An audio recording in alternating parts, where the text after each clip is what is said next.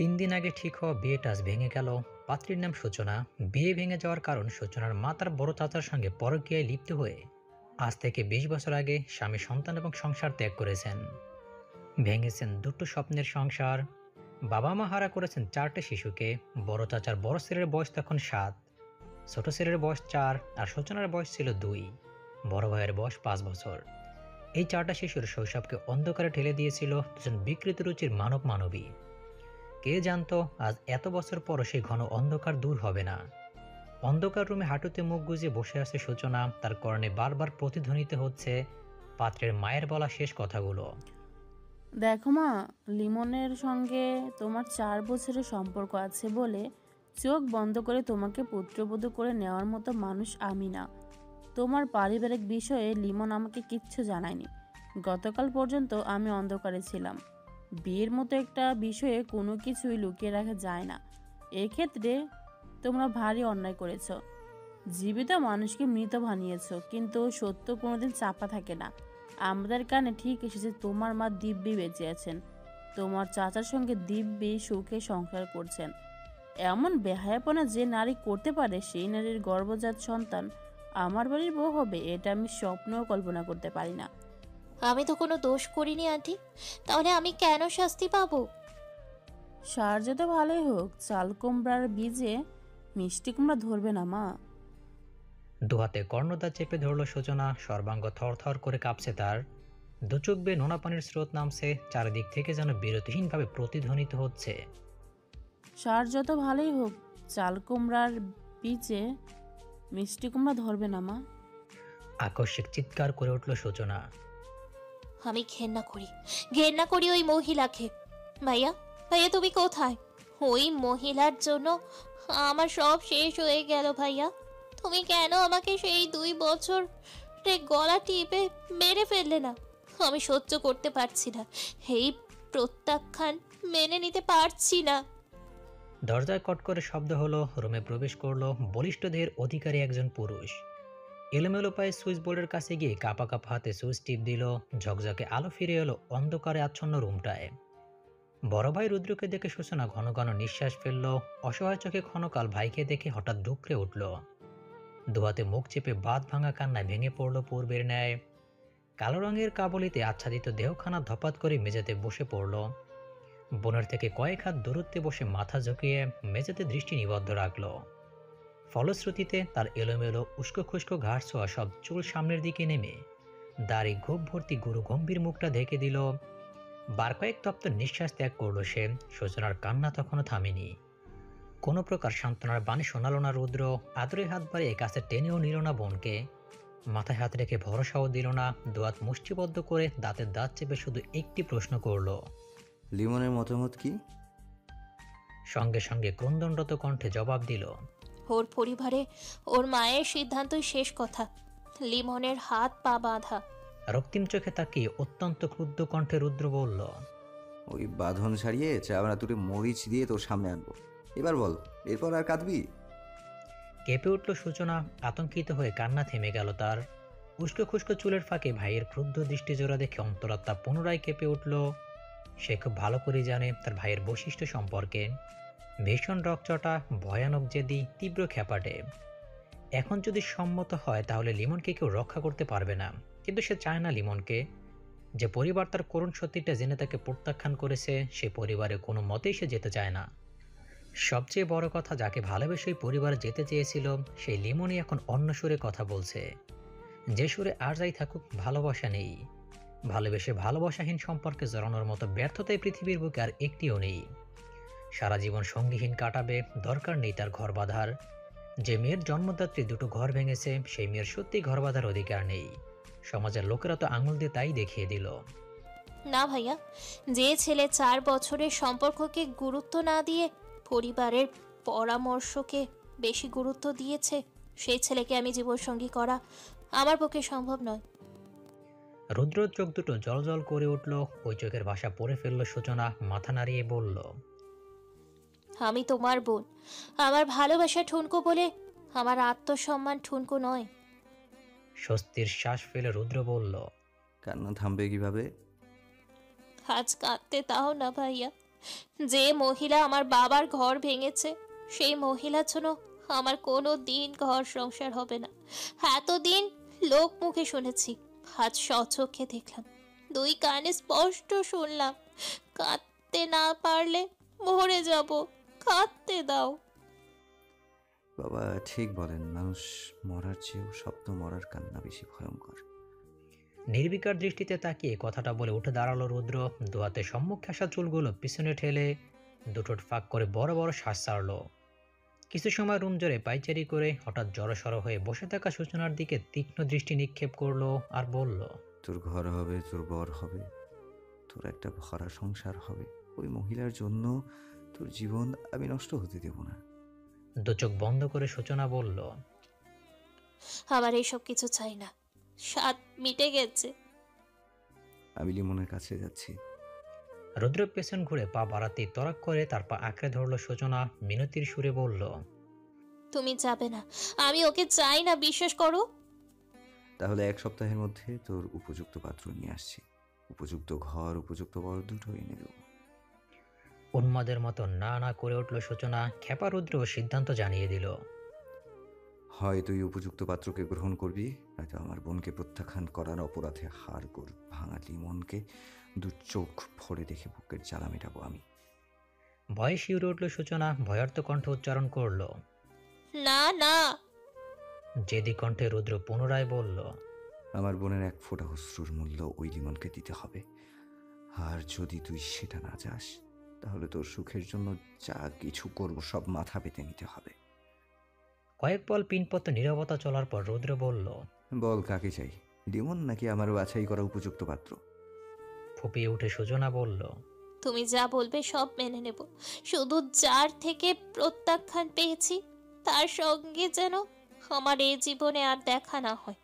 আর হ্যাঁ, তুমি ওর কিছু করবে না, কিছু না। পা ছাড়, দাদিনকে দিয়ে খাবার পাঠাচ্ছি, খেয়ে নিস। আমি যেন এর মাঝে আর কোনো কথা না শুনি। পা ছেড়ে দিল সূচনা। রুদ্র দরজা অবধি যেতেই হঠাৎ বলে উঠল, বাবাকে জানিয়েছো? বাবাকে জানিয়েছি। বেলা 12টায় রুদ্রের ফোনে কল এলো। বিছানা জুড়ে শরীর ছেড়ে গভীর ঘুমে তলিয়েছিল সে। হঠাৎ ফোনের শব্দে বিরক্ত হয়ে রিসিভ করতেই ওপাশ থেকে তার চেলা ঝিনুক নামের ছেলেটা বলল, বস, দাদিন যে ছেলের খোঁজ নিতে বলেছিল নিয়েছি, সব ঠিকঠাক ছিল, কিন্তু এখন তার বাইকে একটা মেয়েকে দেখতে পাচ্ছি। পিছু নিয়ে দেখ কাহিনী কোন পর্যন্ত গড়ায়। ঝিনুককে আর কিছু বলতে না দিয়ে শোয়া অবস্থায় পাশ থেকে সাদা রঙের কাবলিটা তুলে গায়ে জড়াতে জড়াতেই উঠে বসলো। দুচোখ ডোলে চট করে বিছানা ছেড়ে ওয়ালেট, মোবাইল, গাড়ির চাবি আর সিগারেটের প্যাকেট নিয়ে ত্বরিত গতিতে বেরিয়ে পড়ল। 15 মিনিটের মাথায় পরিচিত শহরের একটি ন্যাশনাল ভার্সিটির সামনে এসে গাড়ি থামালো। তার গাড়ি দেখে ঝিনুক রাস্তার ওপাশ থেকে ডাক দিল। বস, ঠোঁটের কোনায় সিগারেট চেপে ধোয়া ছাড়তে ছাড়তে রুদ্র বেরিয়ে এলো। ঝিনুক সহ আরও 4-5টা ছেলে এগিয়ে এসে ঘিরে ধরল তাকে। বলিষ্ঠ বুক, পেশিবহুল হাত টান টান করে দাঁড়িয়ে ঝিনুকের দিকে সরু চোখে তাকালো। সঙ্গে সঙ্গে গড়গড় করে ঝিনুক বলতে লাগলো, মেয়েটার সাথে সেই যে ঢুকেছে আর বের হয় নাই। ভ্রুদয় কুঁচকে গেল রুদ্রর। ব্যস্ত ভঙ্গিতে সিগারেটে ঘন ঘন টান দিয়ে বলল, কোথায় ঢুকেছে? কলেজের ভিতরে। পাশ থেকে অল্প স্বল্প হাসির শব্দ ভেসে এলো। রুদ্র দাঁত কিরমির করে বলল, শালা কথার ধরন তো অন্য কিছু বোঝার। ঝিনুক মাথা চুলকালো। তৎক্ষণাৎ পাশ থেকে আবির নামে রুদ্রর বন্ধু বলে উঠল, হে রুদ্র, ওই তো ওই মেয়ে ছিল। আবিরের উত্তেজিত কণ্ঠ শুনতে চট করে বাঁ দিকে ঘাড় বাঁকালো রুদ্র। দেখতে পেল ছোটখাটো দুটো মেয়ে এগিয়ে আসছে। গেট পেরিয়ে রাস্তার ডান পাশ দিয়ে হাঁটা ধরলো মেয়ে দুটো। এদের মধ্যে একজন ননস্টপ কথা বলছে। কথাগুলো শুনতে না পেলেও মুখের ভঙ্গি আর হাত দুটো নাচানাচি দেখে বুঝলো ভয়াবহ রকমের ইন্টারেস্টিং কোনো টপিক নিয়ে বর্ণনা চলছে। এতটা ইন্টারেস্টিং যে পাশের জনকে একটি কথা বলার সুযোগ দিতেও সে রাজি নয়। ভ্রজরা কুঁচকে গেল রুদ্রর। বিরক্তিতে কপালে 3টা ভাঁজ ফেলে জিজ্ঞেস করলো, দুটোর মধ্যে কোনটা ছিল সেটা বল, নাকি দুটোই ছিল? ঝিনুক জিভ কেটে বলল, ওই যে জিন্স প্যান্ট গোলাপি জামা পরা মেয়েটা। আবির বলল, যেটা বকবক করছে থামছে না ওইটা।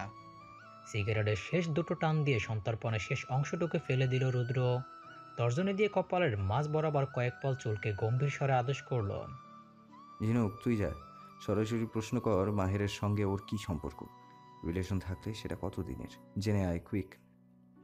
বেশ ভাবসাব নিয়ে চেহারায় পাক্কা ভিলেনি সাপ ফুটিয়ে মেয়ে দুটোর সামনে গিয়ে দাঁড়ালো ঝিনুক। সরাসরি প্রশ্ন করলো, এই যে বকবকানি, মাহের ভাইয়ের সঙ্গে তোমার কি সম্পর্ক? কতদিন ধরে চলছে এই সম্পর্ক? কথার মাঝে বাধা পেয়ে গোলাপি গাউন পরা মেয়েটি পিটপিট করে তাকিয়ে রইল ঝিনুকের দিকে। পাশের মেয়েটিকে অর্থাৎ বান্ধবীকে বলল। নয়ন 5 সেকেন্ড ওয়েট কর। নয়ন ভ্রুকুচকে ঝিনুকের দিকে তাকিয়ে বলল। এই হুইমি, এই ছাগলটা আবার কে? নিমিষে ঝিনুক তীক্ষ্ণ দৃষ্টি ছুড়ে দিল নয়নের দিকে। হৈমি ওসবে ধ্যান না দিয়ে ঝিনুককে উদ্দেশ্য করে চটপটে গলায় বলল। আপনি একটু দাঁড়ান, আমি নয়নকে গতকালকের ঘটনা বলে শেষ করি, তারপর আপনার সঙ্গে কথা বলছি। ঝিনুকের তীক্ষ্ণ দৃষ্টি শুরু হয়ে হৈমির মুখের দিকে পড়ল। হৈমি 32 পাটে দাঁত বের করে একটি হাসি উপহার দিয়ে নয়নের দিকে ফিরে আবারও কথা বলতে শুরু করলো। 2 মিনিট পেরিয়ে যাওয়ার পর উপাস থেকে রুদ্র চোখ রাঙালো ঝিনুককে, আবির গালাগাল শুরু করলো। ঝিনুক পুনরায় হৈমিকে প্রশ্ন করতে উদ্যত হলে হৈমি, ঝিনুক, নয়ন দুজনেই গল্প শোনাতে লাগলো। গল্পের শেষ প্রান্তে যেতে হাওয়াই মিঠিওয়ালাকে দেখতে পেল সে। তৎক্ষণাৎ চিল্লিয়ে উঠে ঝিনুককে বলল। এ ভাই, আপনি একটু দাঁড়ান, আমি আপনার প্রশ্নের উত্তর দিব। এখন দিতে গেলে হাওয়াই মিঠাইওয়ালা চলে যাবে। বলতে বলতে রাস্তার ওপাশে চলে গেল। তার পেছন পেছন নয়নে গেল। ঝিনুক এক ঢোক গিলে হা করে রুদ্রর দিকে তাকালো। আবির বলল। এই শালা আহম্মকের মতো হা করে মেয়েটাকে দেখে গেলে কিছু শুনছস? আয় এদিকে আয়। এপাশে এসে ঝিনুক বলল। ভাই, আমারে তো সুযোগ দিলই না। কি সব যে বললো কিছুই বুঝলাম না। কানের ভিতর গড়গড় শব্দ শুনলাম, আমার মাথা কিলবিল করতেছে। বিরক্তিসূচক শব্দ করে রুদ্র বলল। প্রশ্ন করার পর কি বলল? হৈমির বলা কথাটা বলতেই রুদ্র গম্ভীর হয়ে দাঁড়িয়ে রইল। ওদিকে হৈমি হাওয়াই মিঠাই খেতে খেতে তাদের দিকে এগিয়ে আসছে। আবির বলল। দোস্ত এদিকে আসতেছে। সকলেই রুদ্রের পাশে দাঁড়িয়ে ভ্রুকুচকে রইল। রুদ্র তীক্ষ্ণ চোখে একবার দেখল মেয়েটা তাদের দিকে আগাচ্ছে, তাই দৃষ্টি সরিয়ে ঝিনুককে ইশারা করলো কথা বলতে। হৈমি যখন তাদের থেকে এক হাত দূরত্বে এসে দাঁড়ালো, ঝিনুক বলল। আপা, উত্তরটা? আবারও দাঁত কেলিয়ে হেসে দিল হৈমি। বড় বড় চোখ জোড়া কতক্ষণ পিটপিট করে তাকিয়ে বলল। উত্তর দিতেই আসছি ভাই। প্রশ্ন জানো কি ছিল? আপনার মাহের ভাই আর আমার সম্পর্ক কি? কতদিন চলছে এই সম্পর্ক, এটাই তো?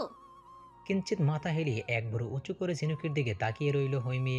ঝিনুক সহ আবিরও হ্যাঁ হ্যাঁ করে উঠল। রুদ্র কান খাড়া করে একটি সিগারেট ধরালো। এমন সময় হঠাৎ হৈমি হাতে থাকা আধ খাওয়া হাওয়াই মিঠাই নয়নের হাতে ধরিয়ে তর্জনীতে বুড়ো আঙুলের মাথা ঠেকিয়ে ঝিনুককে বলল। 1 মিনিট দাঁড়ান, আমি এই যাব আর এই আসব, আপনার উত্তর দেব, দাঁড়াবেন কিন্তু। হৈমি 6 জন ছেলেকে পাশ কাটিয়ে এগিয়ে গেল। নয়ন ঠোঁট টিপে হেসে তাকে অনুসরণ করলো। ঝিনুক আশ্চর্য হয়ে রুদ্রের দিকে তাকালো। রুদ্র বড় বড় করে শ্বাস নিচ্ছে। ধীরে ধীরে আগুন জ্বলতে শুরু করেছে।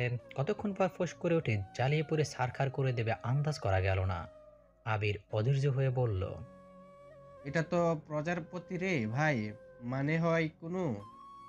রুদ্রর আশেপাশে থাকা প্রত্যেকে হৈমির কাণ্ড কারখানাগুলো লক্ষ্য করতে থাকলো। রুদ্র একের পর এক সিগারেট শেষ করতে ব্যস্ত। মেয়ে মানুষের প্রতি তার কোনো আগ্রহ নেই, শুধু প্রশ্নের উত্তর চাই। কিন্তু তার চারপাশে ঘিরে থাকা ছেলেরা দেখতে পেল হৈমি নামক মেয়েটা গেটের পাশে একটা ছেলের সামনে গিয়ে দাঁড়ালো। লম্বাটে হ্যাংলা পাতলা ছেলেটা মেটি মেটি হাসছে। ঝিনুক বলল। লুচ্চার মতো হাসতেছে না পোলারা? আবির বলল। কাহিনী কি দেখি আগে। হ্যাংলা পাতলা ছেলেটা প্যান্টের পকেট থেকে একটি লাল গোলাপ বের করলো। হৈমি চটপটে গলায় বলল। তাড়াতাড়ি প্রপোজ করো, আমার বেশি সময় নেই। ওই যে দেখো 4-5-6টা ছেলে, ওদের মধ্যে ওই খাটো ছেলেটার একটা প্রশ্নের উত্তর দিতে হবে। ছেলেটার নাম পালন। আজ সে এসেছে হৈমিকে প্রপোজ করতে। গতকাল মেসেঞ্জারে নক দিয়ে ব্যাপারে জানিয়েছিল। প্রেম করবে না হৈমি, কারণ হ্যাংলা পাতলা ছেলে তার পছন্দ নয়, তবে তার দয়ার শরীর। সে দেশে প্রপোজ করলে কাউকে ফিরিয়ে দেয় না, ফুলটুল বা গিফটই বানলে সাদরে গ্রহণ করে নেয়। পরবর্তীতে যদি প্রেম ভালোবাসার জন্য ফোর্স করে, সোজা ব্লক। সামনে এলে 2-4টা চর থাপ্পড়, ব্যাস কাহিনী খতম। পালন চারপাশে লাজুক চোখে তাকিয়ে গোলাপ দিয়ে আই লাভ ইউ বলে প্রপোজ করলো হৈমিকে। হৈমি ঝটপট গোলাপটা নিয়ে বলল। আমাকে ভালোবেসে ফুল দেওয়ার জন্য থ্যাংক ইউ, কিন্তু আমি তোমাকে ভালোবাসতে পারবো না। তোমার সঙ্গে প্রেম টেমও চলবে না। I am extremely sorry. এমন একটি উত্তরের জন্য প্রস্তুত ছিল পালন, কারণ ইন্টার ফার্স্ট ইয়ারে পড়াই মেয়েটি মাত্র 3 মাসিক কলেজে বেশ খ্যাতি অর্জন করেছে।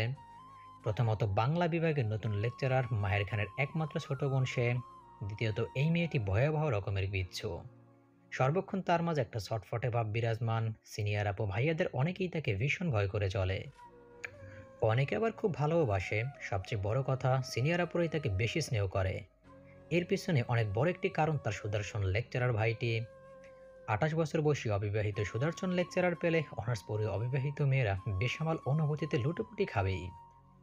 বয়স হবে 17 হলো, ভাইয়ের মতো বোনটিও কম নয়। ভাইয়ের চেয়ে দ্বিগুণ উজ্জ্বল গায়ের রং তার। গায়ে পায়ে খুব একটা বড় না হলেও ধবধবে ফর্সা ত্বক, গোলগাল শুভ্র মুখশ্রীর ঘন কালো বড় বড় পাপড়িতে বেষ্টিত চোখজোড়া দেখেই সমবয়সী সিনিয়র ভাইরা কপকাত। 3 মাসে কম প্রপোজ পায়নি সে, বরাবরই পালনের সঙ্গে ঘটে যাওয়া ঘটনা ঘটিয়েছে। এ নিয়েও তার খ্যাতির শেষ নেই। ন্যাশনাল ইউনিভার্সিটি হওয়ার দরুন ইন্টার, অনার্স, ডিগ্রি, মাস্টার্স সকল পর্যায়ের স্টুডেন্টস রয়েছে এখানে। পালন অনার্স প্রথম বর্ষের স্টুডেন্ট। পালনকে দিয়ে মোট 13টা প্রেমের প্রস্তাব প্রত্যাখ্যান করলো হৈমি। এই 13 বারে 12টা গোলাপ ঠিকই গ্রহণ করেছে, বাকি একটা গোলাপ প্রপোজকারীর প্রপোজ অ্যাকসেপ্ট না করাতে দেয়নি। এ নিয়ে অবশ্য একটা ঝগড়া করেছিল ছেলেটার সঙ্গে। ছেলেটা বাইকের সিটে চুইংগাম লাগিয়ে প্রতিশোধ নিতেও ভোলেনি। বর্তমানে অধিকাংশ ছেলেমেয়েরা ইসরে পাকা, কিন্তু হৈমির বেলা শুধু ইসরে পাকা নয়, মেয়েটি যেমন বাচাল তেমনি দুরন্ত। শান্তশিষ্ট প্রকৃতির মিষ্টিভাষী একজন গুণী শিক্ষকের বোন এমন অশান্ত কি করে হলো, ভাবতে গেলে মাথা ঘুরে যায়। রুদ্রসহ তার সাঙ্গপাঙ্গরা মোটেই হৈমির এইরূপ আচরণের জন্য প্রস্তুত ছিল না। রুদ্র চোখ মুখ কুঁচকে সিগারেটের ধোঁয়া উড়াতে ব্যস্ত, আগ্রহ নেই অথচ বিরক্তি আকাশ ছোঁয়া। ঝিনুক, আবির সহ বাকি সকলে কিংকর্তব্য বিমূঢ়। এরা একে অপরের দিকে বিস্মিত চোখে চাওয়াচাই করছে। গোলাপ ফুল নিয়ে চঞ্চল পায়ে ঝিনুকের সামনে এসে দাঁড়ালো হৈমি। পালন ক্লান্ত মুখে সেই তখনই ভার্সিটিতে ঢুকে পড়েছে। তার ইনকোর্স পরীক্ষা চলছে, পরীক্ষার সময় হয়ে যাওয়া তার দেরি করেনি। তো তোমার ভাইয়া কি বলছিলেন? মাহের ভাইয়ার সঙ্গে আমার কি সম্পর্ক, তাই তো? হৈমি এসে একদমে কথাটা বলতেই হতবম্ব দৃষ্টিতে তাকিয়ে মাথা নাড়ালো ঝিনুক। আবির ঘন ঘন চোখের পলক ফেলছে, তার দৃষ্টি একবার হৈমির মুখের দিকে তো আরেকবার হাতে থাকা লাল গোলাপের দিকে ছুটোছুটি করছে। হৈমির উত্তর দেওয়ার তেমন তাড়া নেই, সে এক এক করে সকলের দিকে দৃষ্টিপাত করলো। হঠাৎ যখন বলিষ্ঠদের অধিকারী রুদ্রর দিকে পাকাপোক্ত নজর পড়ল, কিঞ্চিত চমকালো। ঘন ঘন চোখের পাপড়ি নাড়িয়ে আপাদমস্তক রুদ্রকে দেখতে শুরু করলো। চিত্ত চঞ্চল হয়ে উঠল ভীষণভাবে। চোখের পাতা এলোমেলো নড়চড় করতে করতে গোলাপটা নয়নের হাতে দিল। নিজের দুহাত কোমরে রেখে অভিজ্ঞ ব্যক্তির মতো সূক্ষ্মভাবে তাকিয়ে রইল। আবির রুদ্রর পাশ ঘেঁষে ফিসফিস করে বলল, দোস্ত দেখ তোকে কেমনে দেখতাছে, রোহিঙ্গাদের যেমন দেখি অমন তোরে দেখতাছে। এটা কোনো কথা হইল? তুই কিছু বল, আমার কিন্তু মেজাজ খারাপ লাগতাছে। আবিরের কথা শুনে রুদ্র ঠোঁটের কোণায় সিগারেট চেপে এক পলক তাকালো হৈমির দিকে। সত্যি সত্যি মেয়েটা ভূত দেখার মতো দেখছে তাকে। গোলগাল মুখের গোল গোল চোখ যেন গিলে খাচ্ছে। পা থেকে মাথা অবধি বিরক্তি ভঙ্গিতে অতি সূক্ষ্মভাবে দেখলো রুদ্র। বডি ফিগার দেখে চট করে বুঝে নিল নিতান্তই বাচ্চা একটি মেয়ে। এর সঙ্গে মাহিরের কোনো কিছু থাকতে পারে বলে মনে হলো না। আবার সন্দেহ হলো, যতটুকু বুঝলো মেয়েটার চরিত্রে ঘাপলা আছে। ভালো মেয়েরা নিশ্চয়ই এত কথা বলে না, এভাবে একটা ছেলের থেকে গোলাপ ফুল নেয় না। তাছাড়া আজকাল পুরুষদের এমন মেয়েদের প্রতি ঝোঁক বেশি, যত শিক্ষিতই হোক অল্প বয়সী মেয়েদের প্রতি লোভ বেশিরভাগ পুরুষেরই রয়েছে। বিতৃষ্ণায় বুকটা ভরে গেল, তড়িৎ বেগে দৃষ্টি সরিয়ে অন্যদিকে তাকালো। ক্ষণকাল সময় পেরোতেই হৈমির দিকে আঙুলে তুড়ি বাজিয়ে গম্ভীর রূঢ় কণ্ঠে বলল, এই মাহেরের সঙ্গে তোমার কি সম্পর্ক? যা প্রশ্ন করছি জাস্ট সেটার উত্তর দিয়ে বিদায় হও, নয়তো এমন হাল করবো মানুষকে মুখ দেখাতে পারবে না। আতকে উঠল হৈমি। সম্বিত ফিরে পেয়ে কোমর থেকে দুহাত ছড়িয়ে এক ঢোক গিলল। পিটপিট করে কতক্ষণ তাকিয়ে যাই কিছু বলতে যাবে, অমনি পেছন থেকে নয়নুর মুখ চেপে ধরলো, শঙ্কিত কণ্ঠে বলল, মাহের স্যার ওর আপন বড় ভাই। ব্যাস আর একটা শব্দ উচ্চারণ করলো না নয়ন। প্রাণের বান্ধবীটিকে নিয়ে প্রচণ্ড আতঙ্কগ্রস্ত হয়ে একটি রিক্সা ডেকে উঠে পালিয়ে গেল। রিক্সা চলছে হৈমির বাড়ির দিকের রাস্তায়। 1 মিনিট সমাধান নয়ন ভয়াতুর কণ্ঠে অনেক কথাই বলেছে হৈমিকে। তার ধারণা রুদ্র সহ ওর সাঙ্গপাঙ্গরা সন্ত্রাস হবে, আর তাদের লিডার হচ্ছে রুদ্র। ওই তো লম্বা লম্বা চুল, মুখ ভর্তি বড় বড় দাড়ি, চোখ মুখের ভাব, কণ্ঠস্বর সবটাতেই পাক্কা সন্ত্রাসের প্রতিচ্ছবি ফুটে উঠেছে। কি বিশ্রীভাবে সিগারেট খায়, নাক কুঁচকে রইল নয়ন।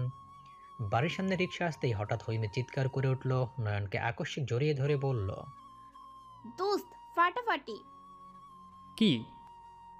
ফাটাফাটি রকমের ক্রাশ খেয়েছি। ভয়কাতুর কণ্ঠে নয়ন বলল, প্লিজ এটা বলিস না, তুই ওই সন্ত্রাসটাকে দেখে ক্রাশ খেয়েছিস। দোস্ত, এই জীবনে আমি কাউকে দেখে ভয় পাইনি, কারো কথায় আমার গলা শুকিয়ে যায়নি, বুকের ভিতর ধরাস ধরাসও করেও ওঠেনি। কিন্তু আজকে, হায়, আমি ভাবতে পারছি না। তাড়াতাড়ি নাম, একটা সেলিব্রেশন হওয়া উচিত। রিকশার ভাড়া মিটিয়ে নয়নকে নিয়ে টানতে টানতে বাড়ির ভিতরে ঢুকলো হৈমি। নয়নের হাত পা এখনো কাঁপছে তখনকার পরিস্থিতি মনে করে। কি চেহারা, কি কণ্ঠস্বর, কি ভয়ানক হুমকি। পুনরায় গা শিউরে উঠল তার, অথচ হৈমি কিনা ক্রাশ খেলো। মেয়েটা কি সত্যি পাগল? যুব উন্নয়ন ক্লাবের সভাপতি রাদীপ শেখ, রুদ্রর বড় চাচার বড় ছেলে। তার ফোন পেয়ে ক্লাবে ছুটে গেছে রুদ্র। সেখানে যাওয়ার পর দেখলো ছোটখাটো একটি জটলা বেঁধে আছে। রুদ্রকে দেখে অনেকে জড়সড় হয়ে গেল। রাদীপ জটলার ভিতর থেকে বেরিয়ে এসে রুদ্রর কাছে গেল। রুদ্রকে দেখে জটলার ভিতরে থাকা প্রতিটি মানুষের হাঁটু কাঁপতে শুরু করেছে। কারণ ক্লাবের পেছনের জঙ্গলে দুটো ছেলে মেয়ে অশ্লীল কাজে লিপ্ত হয়েছিল। তখনই ক্লাবের কয়েকজন সদস্য ধরে বেঁধে নিয়ে এসেছে। এখন তারা জটলার মাঝখানে মাথা নিচু করে চোখের পানি ফেলছে। সমস্ত ঘটনা শুনতেই রুদ্রর চোখ কান উভয় রক্তিম হয়ে উঠল। দোয়াত মুষ্টিবদ্ধ করে রাগ নিয়ন্ত্রণ করার চেষ্টা করেও পারল না। তড়াক করে সে জটলার ভেতর ঢুকে ছেলেটাকে এলোপাথারে আঘাত করলো। মেয়েটার গালও কয়েকটা থাপ্পড় লাগিয়ে দিয়েছে। রাদীপ ওকে টেনে টেনে সরিয়ে এনে থমথমে কণ্ঠে বলল, রুদ্র, মাথা ঠান্ডা কর, একটা সমাধান দে। ছেলেটা আমার বন্ধুর ছোট ভাই। বড় বড় করে নিঃশ্বাস ছেড়ে নিরস কণ্ঠে রুদ্র বলল। মেয়ের পরিচয় কি? রাদীপ মেয়ের পরিচয় দিতে রুদ্র প্রয়োজনীয় কাগজপত্র রেডি করে কাজে ডেকে বিয়ে পড়ানোর ব্যবস্থা করতে বলল। ছোট ভাইয়ের পরামর্শে রাদীপ তার ছেলেপুলেদের দিয়ে সব ব্যবস্থা করে ফেলল। বিকাল গড়াতে গড়াতে ছেলে মেয়ে উভয়ের পরিবারের সম্মুখে বিয়ে পড়ানো হলো। পাত্রপাত্রী বিদায় করে ক্লাব থেকে বেরিয়ে যাওয়ার পথে হঠাৎ পনির নামে রুদ্রের একজন চেলা বলল, বস, আপনার নামে একটা চিঠি আছে। বাইকে বসতে বসতে ভ্রুকুচকে রুদ্র বলল, ঝেড়ে গাছু। মানে লাভ লেটার পাঠিয়েছে এক মেয়ে। আশ্চর্য হয়ে বাইক থেকে নেমে দাঁড়ালো রুদ্র। বাইকের পেছনে ঝিনুক বসতে নিয়ে আবার নেমে দাঁড়িয়েছে। সেও অবাক চোখে পনিরের দিকে তাকিয়ে আছে। রুদ্র ভ্রুকুচকে তাকিয়ে বলল, আমি একজন সন্ত্রাস। একজন সন্ত্রাসকে যে মেয়ে লাভ লেটার পাঠায় সে মেয়ে আরও বড় সন্ত্রাস। 24 ঘন্টার সময় দিলাম, 24 ঘন্টা। এর মধ্যে ওই মেয়েকে আমার চোখের সামনে দেখতে চাই। প্রয়োজনে ঘরে ঘরে তল্লাশি করবি। পনির বলল, ভদ্র ঘরের মেয়ে বস, বড় একটা ভাই আছে, কলেজের লেকচার দেয়। নাম কি? মাহের খান। বোনের নাম? হৈমন্তিকা জাহান হৈমি। ঝিনুক আতঙ্কিত হয়ে মুখে হাত দিল। রুদ্র কপাল কুঁচকে ঝিনুকের দিকে চেয়ে গম্ভীর কণ্ঠে বলল, বোনের তো লুজ ক্যারেক্টার দেখছি। ভাইয়ের বিষয়ে আর একটু খবর নিয়ে চিনুক। আমার বোনের গোটা জীবনের বিষয় এটা। ঝিনুকে কথাগুলো বলে পনিরকে বলল, লাভ লেটার কার কাছে? বাবু ভাইয়ের কাছে। সিগারেট ধরাতে ধরাতে রুদ্র গর্জন ছাড়ল। আয় বাবু, কি লিখেছে পড়তো। পনিরের পেছন থেকে এগিয়ে এলো বাবু। মৃদু কাঁপছে তার হাত দুটো। কম্পিত হাতে দুভাঁজ করা সাদা কাগজটি খুলে পড়তে শুরু করলো। এই যে মিস্টার গুন্ডা, গুন্ডা দলের হেড, আপনাকে আই লাভ ইউ। অর্থ হচ্ছে আপনাকে আমার মতো এই দুষ্টু মিষ্টি সুন্দরী রমণীটি ভালোবাসে। আপনাকে আমি আমার প্যারাসিটামল হিসেবে চাই। আপনাকে আমি আমার অ্যান্টাসিড হিসেবে চাই। আপনাকে চাই ও গুন্ডা, আপনাকে কিন্তু চাই। আসসালামু আলাইকুম গুন্ডা। সালামের জবাব দেওয়া ওয়াজিব। আশা করি দুদিনের ভেতরে জবাব পাবো। চিঠিতে লেখা ভাষাগুলো কর্ণগোচর হতেই প্রচণ্ড ক্রুদ্ধতার সঙ্গে তেড়ে এলো রুদ্র। খপ করে চিঠিটা ছিনিয়ে নিয়ে বলিষ্ঠ হাতে মুচড়ে মাটিতে ফেলল। চোয়াল শক্ত করে চিবিয়ে চিবিয়ে বলল, বেয়াদব মেয়েটার আজ এমন অবস্থা করবো যে পরবর্তীতে আমাকে লাভ লেটার পাঠাতো দূরের কথা, আমাকে কল্পনা করতে রুহ কেঁপে উঠবে। তড়িৎ গতিতে বাইকে উঠে ঝিনুককে পেছনে বসতে বলল। ঝিনুক বসতেই বলল, মাহের খানের বাড়ির পথ বল। ঝিনুক মাহেরের বাড়ির ঠিকানা বলতেই রুদ্র সেদিকে বাইক ঘোরালো। 15 মিনিটের পথ মাত্র 5 মিনিটেই গিয়েছে। এমন সময় কল পেল বড় চাচি জেরিনের। সে জানালো সূচনাকে দেখতে এসেছে তার বান্ধবী, তাই রুদ্রকে যত তাড়াতাড়ি বাসায় ফিরতে হবে। ফোনে কথা শেষ করে রুদ্র বাইক ঘোরাতে ঘোরাতে বলল, এটার কপাল ভালো। বাড়িতে ঢুকতেই দেখতে পেল বোরখা পরিহিত একজন মহিলা সূচনার পাশে বসে আছে। নিকাব খোলা থাকায় মহিলাটির বয়স আন্দাজ করলো 50-এর ঊর্ধ্বে। রুদ্রকে দেখতেই চাচি জেরিন বলল, এই তো আমাদের রুদ্র এসে গেছে। হামিদা, এটা আমার ভাতিজা, সূচনার বড় ভাই। মহিলাটি সৌজন্যপূর্ণ হেসে রুদ্রকে বলল, আসসালামু আলাইকুম, কেমন আছো বাবা? আমতা আমতা করে অত্যন্ত গম্ভীর স্বরে রুদ্র বলল, ওয়ালাইকুম আসসালাম। বাকিটুকুর জবাব দিল না সে। দোনো মনে করে দাদিনের পাশে গিয়ে বসল।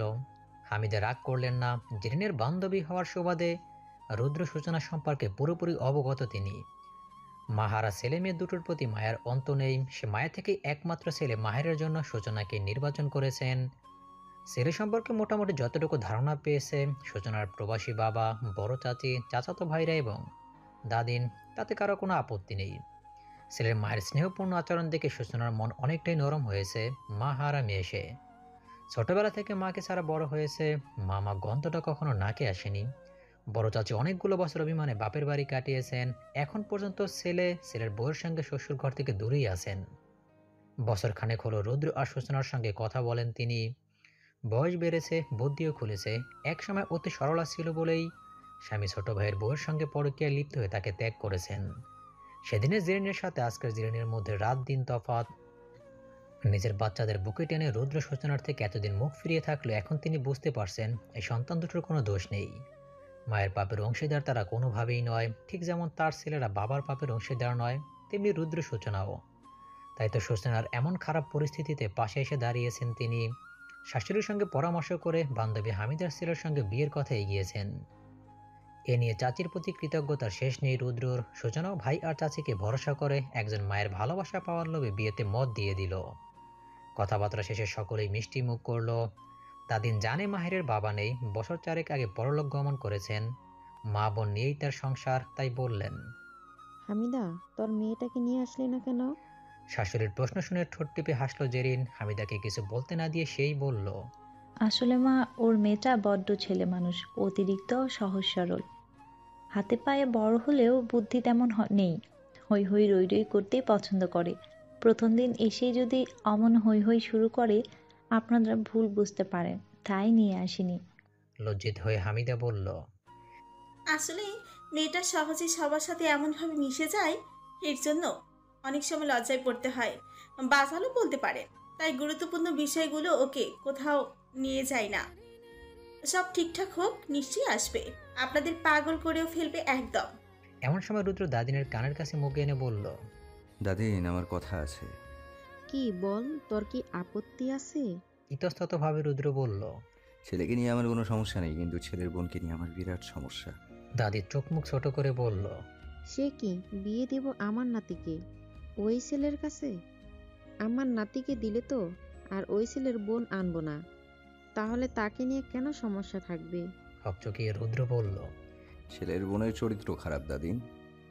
কি বলছিস? আমি জীবনেও বিশ্বাস করব না। হামিদার মেয়ে খারাপ হতে পারে না, আর যদিও হয় তাতে আমাদের কি? তাকে তো আর তোর বউ করে আনছি না। বিয়ে ঠিক হয়ে গেল। হৈমিকে তার বেয়াদবির শাস্তি দিতে চেয়েছিল রুদ্র, কিন্তু বিয়ে ঠিক হওয়াতে এ ব্যাপার আর মাথা ঘামালো না। শতহক বোনের শ্বশুর বাড়ির লোক, এদিকে মায়ের পছন্দ করা মেয়েকে বিয়ে করতে আপত্তি নেই মাহেরের। শুধু এঙ্গেজমেন্টের আগে মেয়ের সাথে একান্তে কথা বলতে চায়। মাহেরের এমন ইচ্ছে শুনে সূচনাও স্বস্তি পেল। একজনকে ভালোবেসে আরেকজনকে বিয়ে করার সিদ্ধান্ত নিয়েছে সে, তাই বলে কাউকে ঠকানোর মানসিকতা নেই। আগামীকাল বিকেল 4টায় মিস্টার মাহের খানের সঙ্গে মিট করতে যাবে সে। 6 বছর আগে মায়ের প্রেমিকা রোশনিকে ধর্ষণ করা হয়েছিল। এ খবর শোনার পর ঢাকা থেকে সরাসরি হসপিটালে এসেছিল মাহের। বেডে নিশ্চল হয়ে শুয়ে থাকা রোশনির একটি হাত নিজের হাতের মুঠোয় নিয়ে বলেছিল, will you marry me Roshni?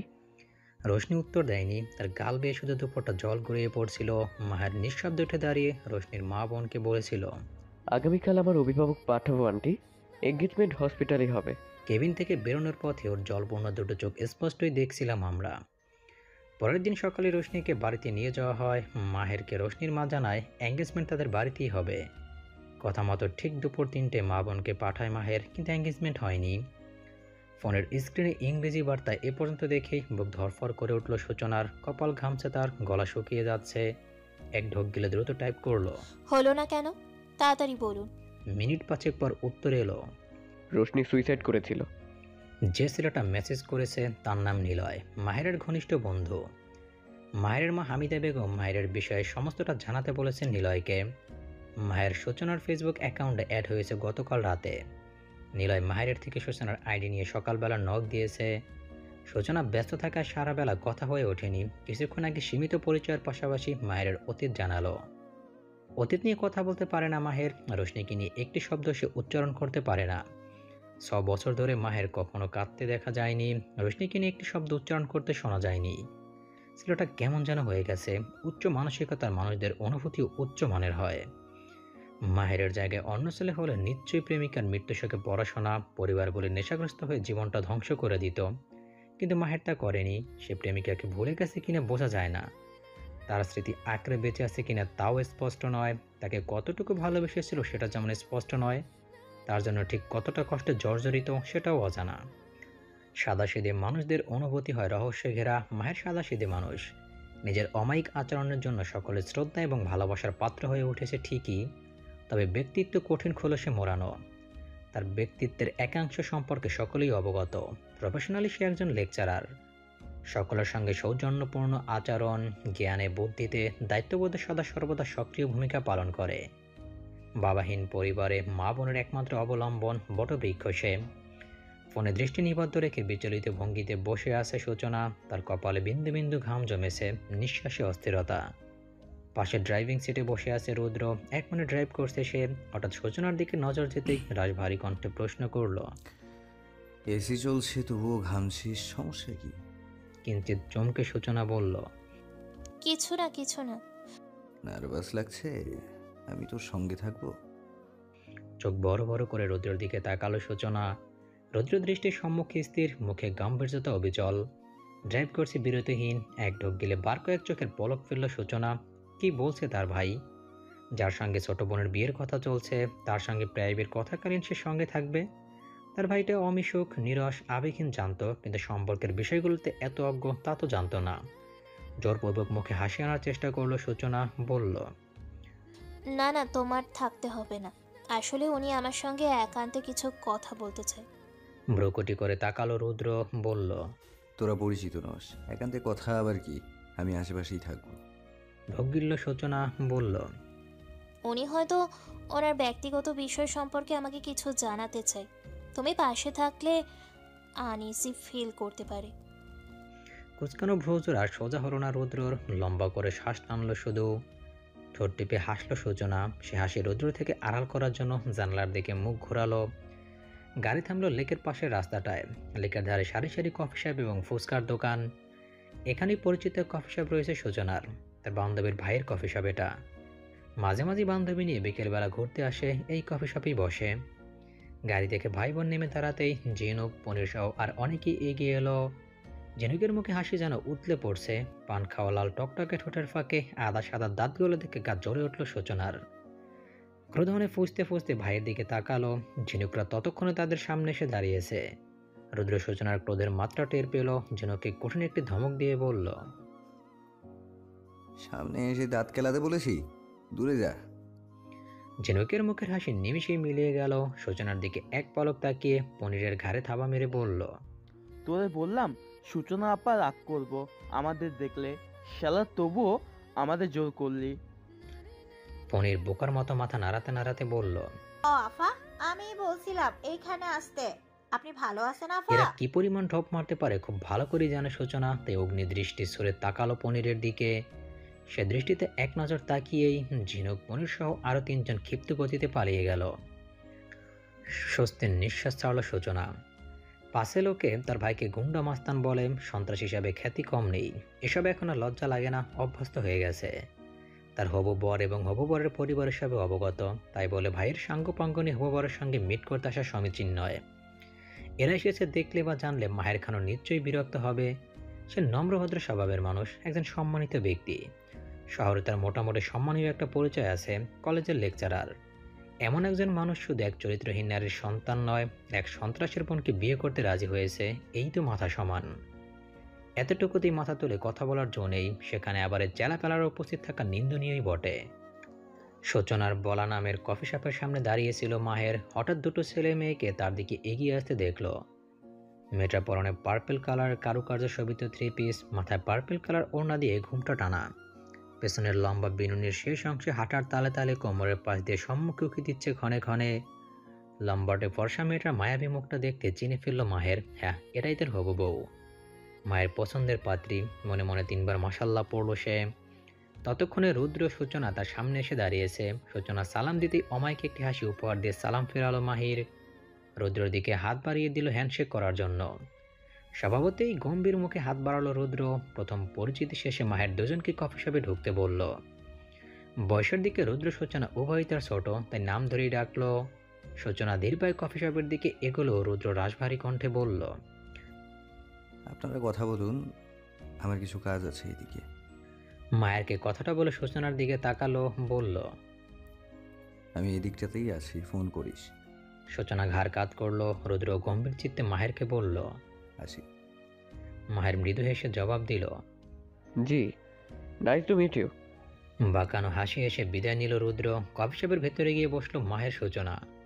একে অপরের মুখোমুখি বসেছে তারা। মাঝে ব্যবধান শুধু একটি ছোট টেবিলের। দীর্ঘক্ষণ নীরবতায় কাটানোর পর গলা খাকারি দিয়ে মাহের প্রশ্ন করলো, সূচনা, আপনি কি লজ্জা পাচ্ছেন? নিম্নমুখী সূচনা মাথা নাড়িয়ে না বোঝালো। আলতো হেসে মাহের পুনরায় বলল, অস্বস্তি হচ্ছে? এবারও না করতে উদ্যত হলো সূচনা। তার পূর্বেই মাহের বলল, হবু বরের সামনে প্রথম আলাপে লজ্জা পাচ্ছেন না, এ কথা হজম করেছি, কিন্তু অস্বস্তি হচ্ছে না, এটা কিন্তু হজম হবে না। বুকের খুব গোপন স্থানে কিঞ্চিত শিহরণ জাগলো সূচনার। সন্তর্পণে মাথা তুলে তাকালো সম্মুখের মানুষটার দিকে। নিঃসন্দেহে একজন সুদর্শন পুরুষ তার সামনে বসে আছে। সুগঠিত দেহের বলিষ্ঠ শরীরটা বসে আছে অসাধারণ ভনিতায়। গায়ের রং উজ্জ্বল শ্যাম, ফর্সা বললেও ভুল বলা হবে না। হেয়ার স্টাইল খুবই সাধারণ। ফ্যানের তীব্র বাতাসে সিল্কি কয়েকটা চুল কপাল দিয়ে উঠছে। গভীর একজোড়া চোখ, নাকের এক পাশের কালো তিলটা বেশি চোখে লাগছে। শেভ করার সময় হয়তো কয়েকদিন পেরিয়ে গেছে। ফর্সা তাকে খোঁচা খোঁচার দাড়িগুলো তার সৌন্দর্য যেন দ্বিগুণ বাড়িয়ে দিয়েছে। চোখে মুখে লেপটে আছে অমায়িক হাসি। এমন পুরুষদেরই বোধহয় মিস্টার পারফেক্ট বলা হয়ে থাকে। পাত্র পছন্দ হয়েছে? কেঁপে উঠল সূচনা। দৃষ্টিজোড়া নিমিষেই বেসামাল হয়ে উঠল। মাহের বিচলিত হয়ে বলল, ও শিট, লজ্জা দিয়ে ফেললাম? লজ্জা পাবেন না, শান্ত হন। যার সঙ্গে সারা জীবন কাটাবেন তাকে এভাবে দেখে শুনে নেওয়াটাই বেটার। ইতিমধ্যে দুটো কফি দেওয়া হয়েছে ওদের। কফির মগ সূচনার দিকে এগিয়ে মাহের পুনরায় বলল, কফি ঠান্ডা হয়ে যাচ্ছে, আমরা কফি খেতে খেতে কথা বলতে পারি। সূচনা মাথা নাড়িয়ে কফির মগ হাতে নিল। মাহেরও কয়েক চুমুক দিয়ে ফেলেছে। হঠাৎ সূচনা বলল, বিয়ের ব্যাপারে আপনার সিদ্ধান্ত কি? মায়ের ছেলের বউ প্রয়োজন, বোনের ভাবি প্রয়োজন, আর আমার একজন বন্ধুরূপী ব্যক্তিগত মানুষ প্রয়োজন। এটাই সিদ্ধান্ত। কিছুক্ষণ আবারও নীরব কাটালো। কফির মগ আস্তে ধীরে চুমুক দিতে থাকা সূচনার দিকে এক মনে তাকিয়ে মাহির বলল, আপনার মতামত? এক পলক তাকিয়ে কফির মগ টেবিলে রেখে স্বাভাবিক হয়ে বসলো সূচনা। ধীরে সুস্থে শান্ত কণ্ঠে বলল, আপনার মতো মানুষকে জীবনসঙ্গী হিসেবে পাওয়া যে কোনো মেয়ের ভাগ্যের ব্যাপার। আপনি আমার বউ হিসেবে গ্রহণ করলে নিজেকে সৌভাগ্যবতী মনে করব, কিন্তু আমার বিষয়ে পুরোপুরি জানার পর আপনার সিদ্ধান্ত বদলাতেও পারে। নড়ে চড়ে বসলো মাহের, বলল, ভেবেচিন্তে সিদ্ধান্ত নিয়েছি, বদলানোর সম্ভাবনা নেই বললেই চলে। আমার দীর্ঘদিনের রিলেশন ছিল। অত্যন্ত স্বাভাবিক কণ্ঠে মাহের বলল, ছিল, নেই তো। বিস্ময়াভিভূত হয়ে তাকালো সূচনা। ঢোক গিলে বলল, না, আমার আপত্তি নেই। আর কিছু? আমি তাকে ভালোবাসতাম। স্বাভাবিক। বিয়েতে রাজি হলেও আমার সময় লাগবে কিসে?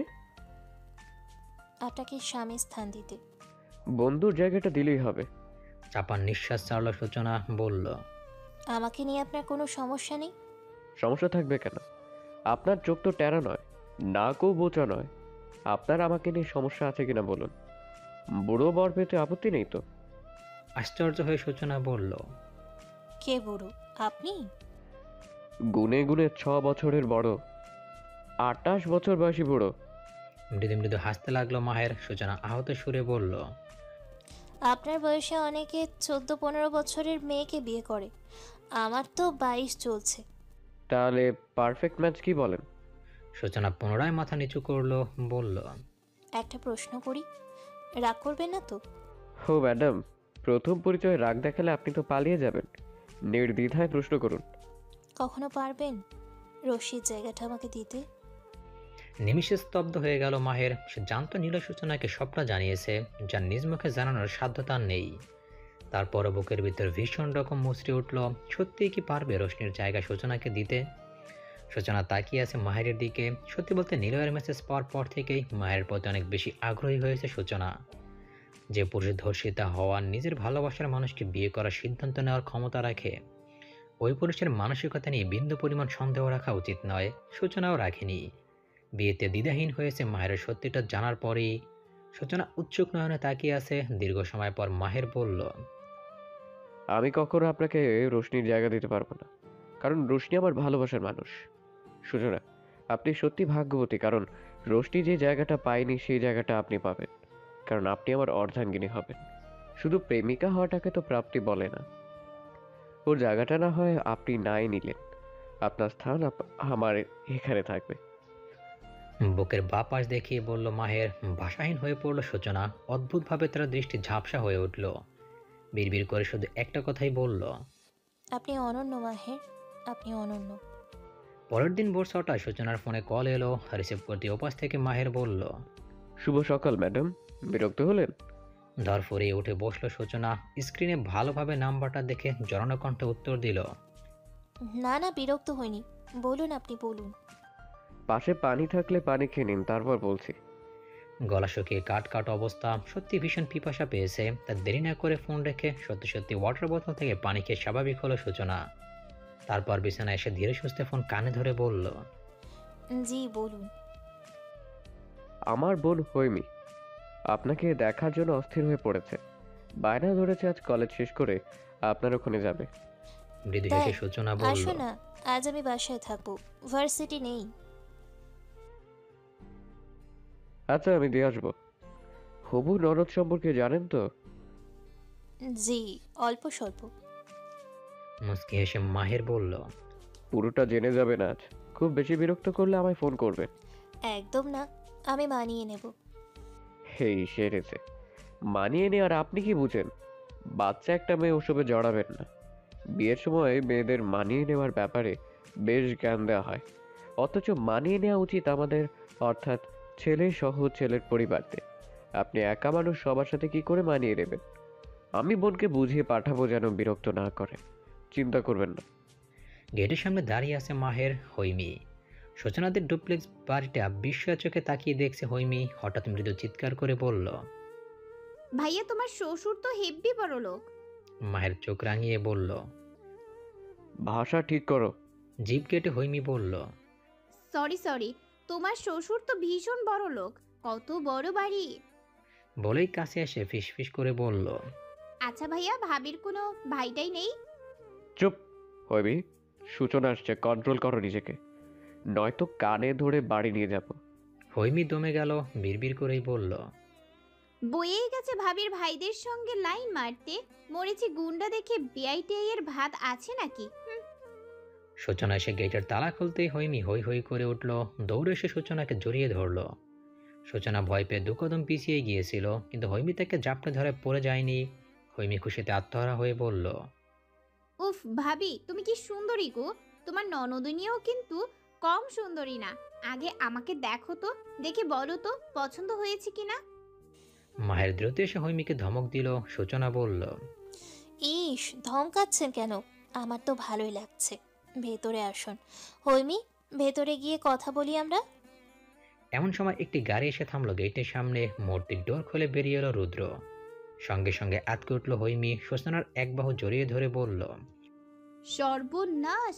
গুন্ডাটা আমার প্রপোজাল পাওয়ার পর থেকে নিশ্চয়ই আমাকে ফলো করছে, নয়তো তোমার বাড়ি চিনলো কিভাবে? ভাবি, এটা আমার ক্রাশ, তাই বোধহয় বাস দিতে এসেছে। প্লিজ বাঁচাও আমায়। হৈমির কথার আদি অন্ত কিছুই বুঝতে পারল না সূচনা। বোকা চোখে চঞ্চলিত মেয়েটার দিকে কয়েক পল তাকিয়ে রইল। রুদ্র তার স্বভাব সুলভ এগিয়ে এসে মাহেরের দিকে হাত বাড়িয়ে দিল। মাহেরও সৌজন্যতাপূর্ণ হেসে হ্যান্ডশেকের জন্য হাতে হাত মেলালো। এ দৃশ্য দেখে যেন হালকা করে মরে গেল হৈমি। চোখ বড় বড় করে ঘন ঘন নিঃশ্বাস ফেলল সে। সূচনার কানে কানে ফিসফিস করে বলল, ভাবি, ও ভাবি, এটা কি হচ্ছে? সূচনা মুচকি এসে বলল, আমার ভাইয়া রুদ্র। হৈমিকে কথাটা বলেই রুদ্রকে বলল, ভাইয়া, ও হৈমি, ওনার বোন। সূচনার কণ্ঠস্বর কর্ণগোচর হলো। হৈমির দিকে ফিরে তাকালো না রুদ্র। মাহেরকে বাড়িতে ঢোকার ইশারা করে সে গটগট পায়ে বাড়ির ভেতরে চলে গেল। মাহের কিছুটা অবাক হলো। সূচনা বলল, কিছু মনে করবে না, ভাইয়া আসলে মেয়েদের সঙ্গে মিশতে পারে না। আমার সঙ্গেও অপ্রয়োজনীয় কথাবার্তা কম বলে। মায়ের স্মিত হেসে বলল। ইটস ওকে রুদ্র, সম্পর্কে কিছুটা জানি। হৈমি না শব্দ উচ্চারণ করে মৃদু আর্তনাদ করলো। চমকে তাকালো মায়ের সূচনা উভয়ই। তাদের চমকানো চাহনি দেখে হৈমি মাথা ধরে বলল। আমার মাথা ঘুরছে ভাইয়া, গলা শুকিয়ে গেছে, আমি পানি খাবো। বিচলিত হয়ে মাহের বলল। আই থিঙ্ক রুদ্রকে দেখে ঘাবড়ে গেছে। তীব্র লজ্জায় গাল দুটো লাল হয়ে গেল সূচনার। সত্যি তার ভাইটা এমন বেশভূষায় থাকে, অপরিচিতরা প্রথম দেখায় ভয় পাবারই কথা। অথচ লম্বায় ফর্সায় ধীর সুগঠনে একজন তামিল হিরোর চেয়ে কম নয় তার ভাই। লজ্জায় থমথমে মুখ করে দুজনকে বাড়ির ভেতরে নিয়ে গেল সে। বাড়ির ভেতরে গিয়ে মাহের বেশিক্ষণ দেরি করলো না। বিকেলের দিকে হৈমিকে এসে নিয়ে যাবে। এখন তার কিছু কাজ রয়েছে, তাই চলে যাবে। সূচনার দাদিনের জোরাজোরিতে শুধু দুপুরের খাবার খেলো। খাওয়া শেষে কয়েক মিনিট বসে বেরিয়ে পড়ল। তাকে গেট পর্যন্ত এগিয়ে দিল সূচনা। গেট থেকে বিদায় নেওয়ার পূর্বে হঠাৎ সূচনার খুব কাছে এসে শীতল কণ্ঠে মাহের বলল। আপনি খুবই যত্নশীল সূচনা। মাত্র 1 ঘন্টাতে আপনার যত্নশীল আচরণে অভিভূত হয়ে গেছি। নিজেরও যত্ন নেবেন। আসছি। মাহের চলে গেল, বেসামাল করে গেল সূচনা নামক ভগ্ন হৃদয়ের অধিকারিণীর স্পন্দনকে। কেউ একজন সে ভাঙা হৃদয় জোড়া লাগাতে যত্নের হাত বাড়িয়ে দিয়েছে। এটাই জগতের নিয়ম, কেউ গড়ে কেউ ভাঙে। হৈমি দাদিনের সঙ্গে দারুণ গল্প জমিয়েছে। দাদিনকে তার বেশ লেগেছে। গুমুর পরিবেশে থাকতে থাকতে মনটা বেশ তিক্ত ছিল তার। আজ হৈমিকে পেয়ে সমস্ত তিক্ততা চলে গেল। গল্পের ফাঁকে হঠাৎ রুদ্রর প্রসঙ্গে এলো। কথায় কথায় হৈমি জানতে পারলো রুদ্রদের ঢাকায় 2টো বাড়ি, একটি গার্মেন্টসের বিজনেস আছে। বাড়ি দুটোর একটিতে ছোট চাচার পরিবার রাদীপের স্ত্রী সন্তান থাকে, আর একটি ভাড়া দেওয়া। দেশের বাইরেও একটি ফ্যাশন গার্মেন্টসের বিজনেস আছে। দেশের ব্যবসা সামলায় বড় চাচা দিলওয়ারের বড় ছেলে রাদীপ শেখ এবং ছোট চাচা রিজওয়ান শেখ। বিদেশের ব্যবসা সামলায় রুদ্রর বাবা রিদওয়ান শেখ। রুদ্রর এসবে মন নেই। গত বছর মাস্টার্স কমপ্লিট করে ভব করে জীবন কাটাচ্ছে সে। ব্যথিত সুরে দাদিন কথাগুলো বলতে পিটপিট করে তাকিয়ে হৈমি বলল। উনি বিজনেসে মন দিলে গুন্ডামি কে করবে দাদিন? অট্টহাসিতে ফেটে পড়ল দাদিন। সূচনা এসে বলল। কতদিন পর তোমার হাসি শুনছি দাদিন। হাসবো না? মেয়েটা কেমন, তোতা পাখির মতো কথা বলে দেখ। তোরা তো সারা বছরই বোবা হয়ে থাকিস। হৈমি বলল। তোমরা কি ভালো? আম্মু আর ভাইয়া শুধু শুধু আমাকে শাসন করলো, ভয় দেখালো, বললো হৈমি একদম বেশি কথা বলবি না, হৈমি কুটুম বাড়ি যাচ্ছ, রয়ে শয়ে কথা বলবে, হৈমি আমি যেন না শুনি ও বাড়িতে তোমার বাচালতার জন্য মন্দ কথা হয়েছে। উফ, পাগল করে দিয়েছিল দুজন মিলে। তুমিই বলো ভাবি, তুমিই বলো দাদিন। এই যা। জিভ কেটে পুনরায় বলল। আম্মু ভাইয়া দুজনেই তোমাদেরকে আপনি সম্বোধন করতে বলেছে, কিন্তু আমি তো সবাইকে আপনি বলতে পারি না। শুধু যারা সম্পর্কে দুলাভাই হয় আর একদম অপরিচিত হয় তাদের আপনি করে বলি। আমার গুন্ডা বেয়াইকেও আপনি করে বলতে পারবো। তোমাদের তুমি বললে মাইন্ড করবে? ভাববে ইস মেয়েটা কি বেয়াদব, ম্যানারলেস। সূচনা এসে তার পাশে বসলো। আলতোভাবে গাল টিপে দিয়ে বলল। ভেবো না হবে, একদম ওসব ভেবো না। তুমি করেই বলো, শুধু ভাইয়াকে আপনি বলো, সে খুব রাগী মানুষ তো। দাদিনও সম্মতি দিল, বলল। তুমি বড় মিশুক মেয়ে, তোমার কথায় ভিমরি খাওয়া যায়, রাগ করা যায় না। কিন্তু ওই আমাদের কপালের দোষ, অকারণেই রেগে যায় নাতিটা। হৈমি ভীষণ সিরিয়াস হয়ে বসলো। ফিসফিস কণ্ঠে বলল। আমার কাছে একটা ঔষধ আছে রাগ কমানোর। সূচনা বলল। কি? বেয়াই মশাইকে বিয়ে করিয়ে বউ নিয়ে এসো। বউ কিন্তু আমার মতো সুন্দরী কিউটের ডিব্বা হতে হবে। রোজ সকালে ঘুম থেকে উঠে কিউটনেসে ভরা বউয়ের মুখ দেখবে, আবার ঘুমাতে যাওয়ার আগে দেখবে। ব্যাস, রাগ কমে পানি হয়ে যাবে। খিলখিল করে হাসতে লাগলো হৈমি। তার কথা শুনে প্রথমে হকচকিয়ে গেল, পরে সূচনাও হেসে ফিরল। দাদিন ভ্রুকুচকে ভাবুক কণ্ঠে বলল। ওষুধটা মন্দ না, এমন গুরুত্বপূর্ণ কথা আমার মাথায় আসেনি। হৈমিকে পুরো বাড়ি ঘুরে ঘুরে দেখালো সূচনা। ঘুরতে ঘুরতে হৈমি তার ছোটবেলার গল্প করলো। আম্মু ভাইয়ের সম্পর্কে অনেক অজানা কথাও জানালো। মায়ের সম্পর্কে অনেক কিছুই জানালো সূচনা, যা কেবল তাকে ভালো লাগা উপহার দিল। অনুভব করলো তার মনের বিষাদ বিষাদ অনুভূতি অনেকটাই কমে এসেছে। কেমন অদ্ভুত নতুন অনুভূতিতে হৃদয় শিখতে হচ্ছে। হঠাৎ হৈমি তার হাত ধরলো আর বলল। ভাবি তোমার শাড়ি আছে? সূচনা মাথা নাড়িয়ে হ্যাঁ বলল। হৈমি আনন্দিত হয়ে বলল। আমি শাড়ি পরবো। তুমি তোমার ফোনে সুন্দর করে ছবি তুলে দেবে আমায়। আমার পার্সোনাল ফোন নেই, আমার হোয়াটসঅ্যাপ নাম্বার দিয়ে যাব, ছবিগুলো দিয়ে দিবে কেমন? সূচনা মাথা দুলিয়ে হাসলো, মনে মনে বলল, ভাই বোনে আকাশ পাতাল পার্থক্য থাকলেও মনের দিকে দুইজনই অনন্য। মাহের যেমন ভীষণ ম্যাচিওর, হৈমি তেমন ভীষণ ইম্যাচিওর। হৈমিকে শাড়ি পরিয়ে সাজানোর পর মুগ্ধ হয়ে গেল সূচনা। চিবুক সে অভিভূত কণ্ঠে বলল, একদম পুতুলের মতো লাগছে। হৈমি নিজের প্রশংসা শুনতে যেমন খুবই ভালোবাসে, তেমনি নিজের প্রশংসা নিজে করতেও ভালোবাসে, তাই বলল, আমি জানতাম তুমি ঠিক এই কথাটাই বলবে। আম্মু থাকলে সেও সেম কথা বলতো। আচ্ছা বেয়াই মশাই, আমাকে এভাবে দেখে নিশ্চয়ই রেগে থাকতে পারবে না, আমাকে তার কাছে নিয়ে চলো। আজকে উঠল সূচনা, বড় বড় করে তাকিয়ে বলল, একদম না হৈমি, ভাইয়া ভীষণ রাগী।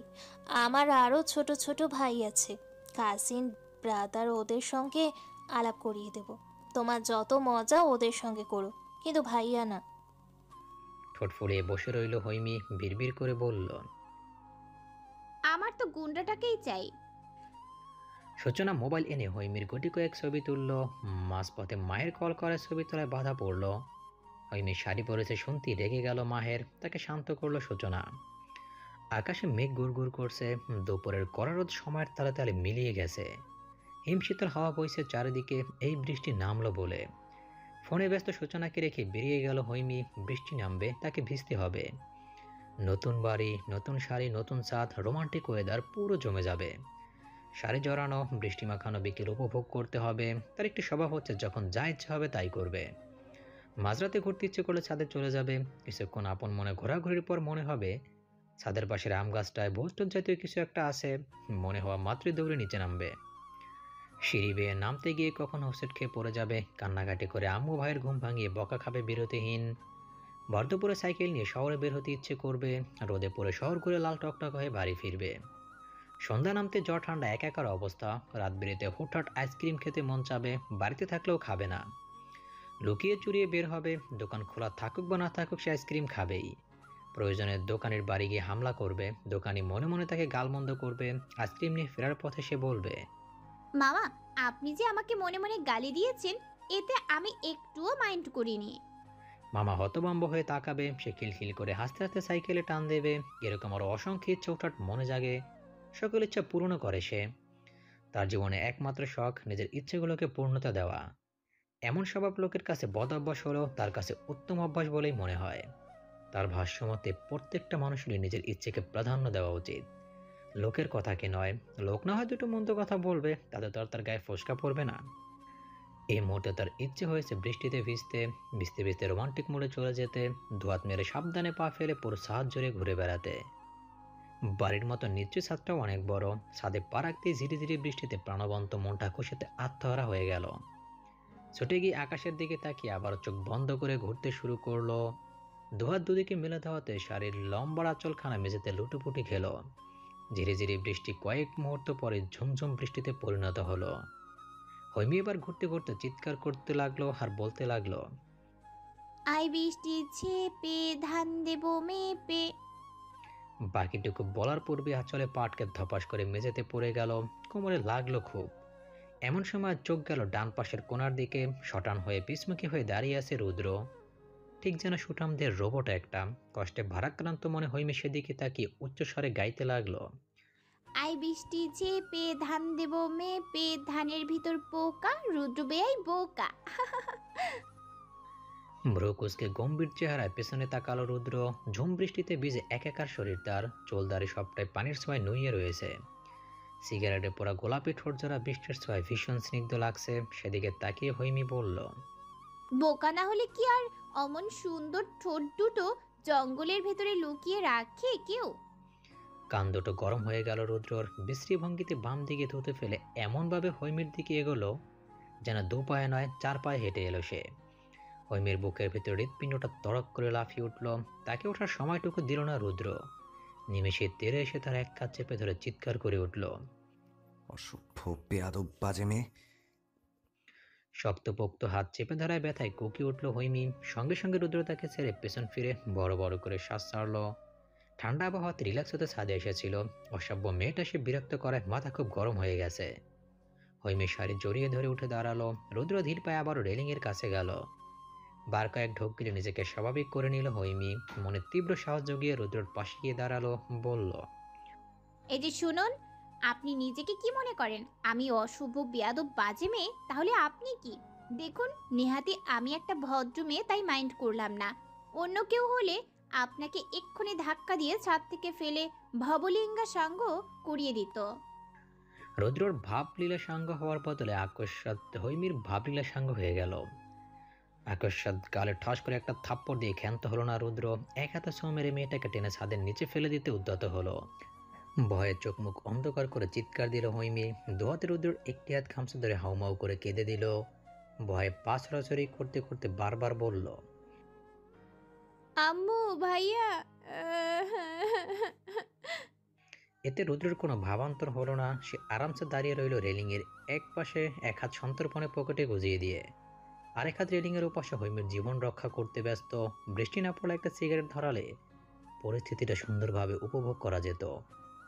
তবুও মন্দ লাগছে না ভেবেই হৈমির চেপে রাখা হাতটা একটু নাড়া দিল। আবারও অমনি মজাদার একটি চিৎকার ভেসে এলো হৈমির মুখ থেকে। রুদ্র অনুভব করলো বহু বছর পর তার বুকে অদ্ভুত আনন্দ অনুভূতি হচ্ছে। হাসতে ইচ্ছে করছে ভীষণ রকম। খুব কষ্টে নিজের গাম্ভীর্যতার সহায়তায় হাসিটুকু আড়াল করে নিল। এদিকে যে হাত পায়ের সরাসরিতে হৈমির আঁচল খুলে শাড়ির কুচি অর্ধেক খুলে গেল, তার কি হবে? কোন দিকে মায়া করে কাঁদবে মেয়েটা? সে না হয় বেয়াই মশার সঙ্গে একটুখানি মশকরাই করেছিল, তাই বলে তিনি তার জীবন ইজ্জত দুটো নেই মশকরা করবে? ঝুমঝুম বৃষ্টির দমকা হওয়ার বেগে বড্ড বেসামাল হয়ে পড়তে লাগলো। ঠিক যেমন নতুন প্রেমে পড়ার পর কপত কপতিদের মন বেসামাল হয়ে পড়ে।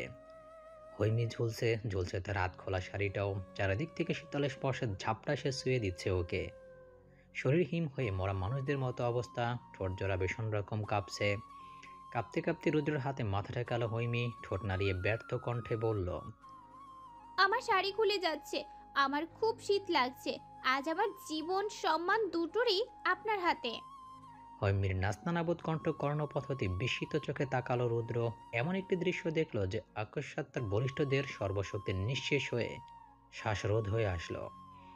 নাক দিয়ে বেরোলো উক্ত নিঃশ্বাস, কান দিয়ে নির্গত হলো উষ্ণ হাওয়া। অনুভব করলো তার পুরুষালী চিত্ত ক্রমান্বয়ে চঞ্চল হয়ে উঠছে, যে অনুভূতিটি ইতিপূর্বে কখনোই অনুভব করেনি সে। ভুল হয়ে গেল, বিরাট বড় ভুল। যে হাত হৈমির দখলে, সে হাত ওঠানোর চেষ্টা করে অপর হাত বাড়িয়েও হৈমির হাত ধরে এক টানে ছাদের এপাশে আনলো। অর্ধেক শাড়ি রেলিংয়ের ওপারে রয়ে গেল। থরথর করে কাঁপতে কাঁপতে রেলিংয়ে হেলান দিয়ে বসলো হৈমি। মাথা তার নিচের দিকে, তার শরীরের অর্ধেক উন্মুক্ত। একজন প্রাপ্তবয়স্ক যুবক পুরুষের পুরুষালী চিত্ত চঞ্চল করার জন্য একটি অর্ধনগ্ন বৃষ্টিস্নাত কিশোরের শরীরে যথেষ্ট। রুদ্রেরও ব্যতিক্রম হয়নি। হৈমি সূচনার শাড়ি পরেছে, তাই ব্লাউজটাও সূচনার মাপের। ফলশ্রুতিতে হৈমির শরীরে তা বেশ ঢোলাঢালা হয়েছিল। শাড়ির আড়ালে যেটুকু বোঝা না গেল, শাড়ি বিনে স্পষ্ট হয়ে উঠল। ব্লাউজের ফাঁক ফোকর দিয়ে বক্ষ বন্ধনীতে দৃষ্টি পড়তে দম আটকে এলো। হন্তদন্ত হয়ে শাড়ির আঁচল টেনে আনলো রুদ্র। চোখ বন্ধ করে এক নিঃশ্বাসে হৈমির উদর থেকে বুক অব্দি পেঁচিয়ে দিয়ে বের বের করে বকতে বকতে ছাদ থেকে নিচে নেমে গেল। এরপর খুব বেশি সময় অতিবাহিত হলো না। ছাতা মাথায় সূচনা এলো ছাদে। ভয় কাতরে কণ্ঠে ছুটে এসে হৈমির কাঁধে স্পর্শ করলো সে, বলল, হৈমি, হৈমি, কি হয়েছে তোমার?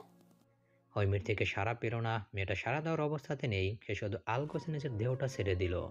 সূচনা ভয়ে শিউরে উঠে একবার চিৎকার করলো, হৈমি। বেডে নিশ্চল দেহে ঘুমিয়ে আছে হৈমি। পাশে থার্মোমিটার হাতে বসে আছে মাহের। মা হামিদা রুমে ঢুকতে ঢুকতে বিচলিত কণ্ঠে বলল, বাবু, কত জ্বর? 104 ডিগ্রি।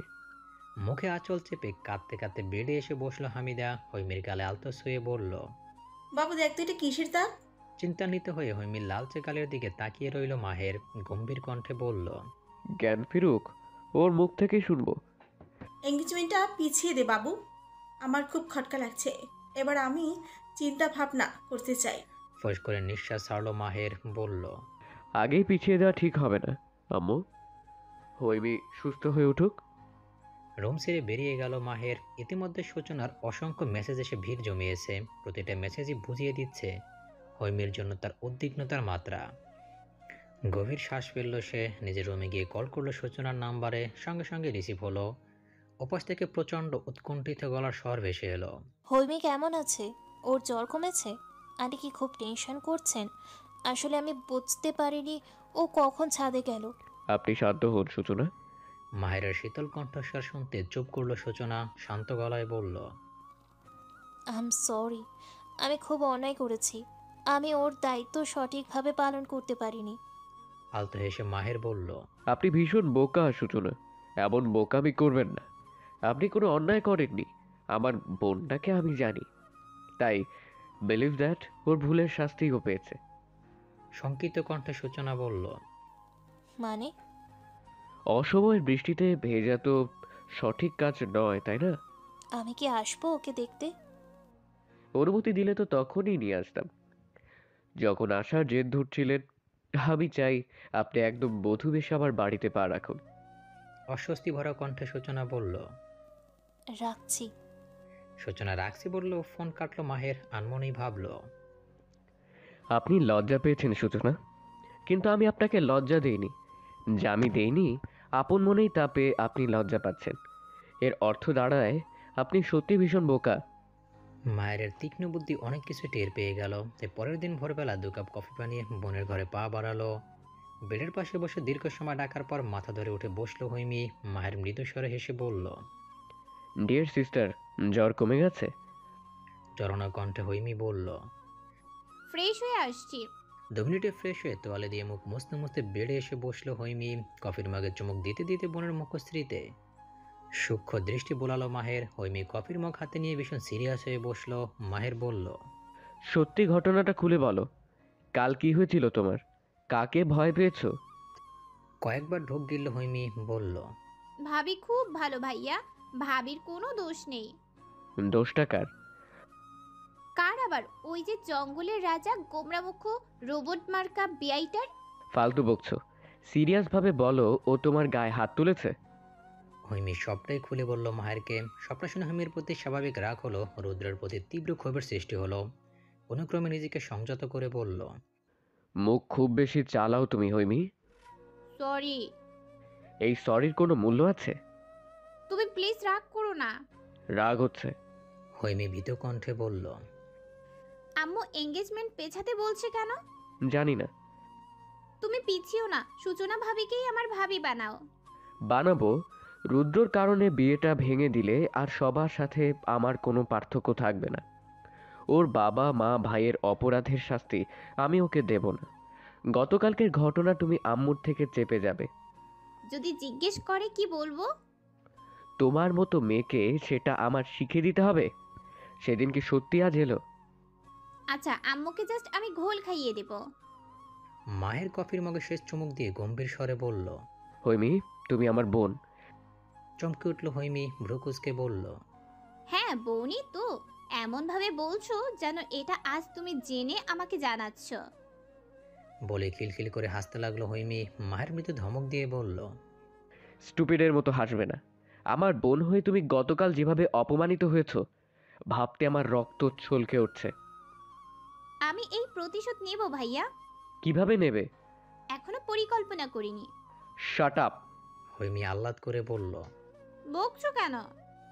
ক্ষুব্ধ কণ্ঠে মাহের বলল, তোমার প্রতিশোধ মানেই তো স্টুপিডের মতো কাণ্ড। শোনো হৈমি, অন্যায় তুমিও করেছো ঠিক, কিন্তু রুদ্র যা করেছে তাকে অপমান বলে, অসভ্য নাও বলে। এর জবাব ওকে আমি দেব, তোমাকে দিয়ে। পিটপিট করে তাকিয়ে হৈমি বলল, কিভাবে?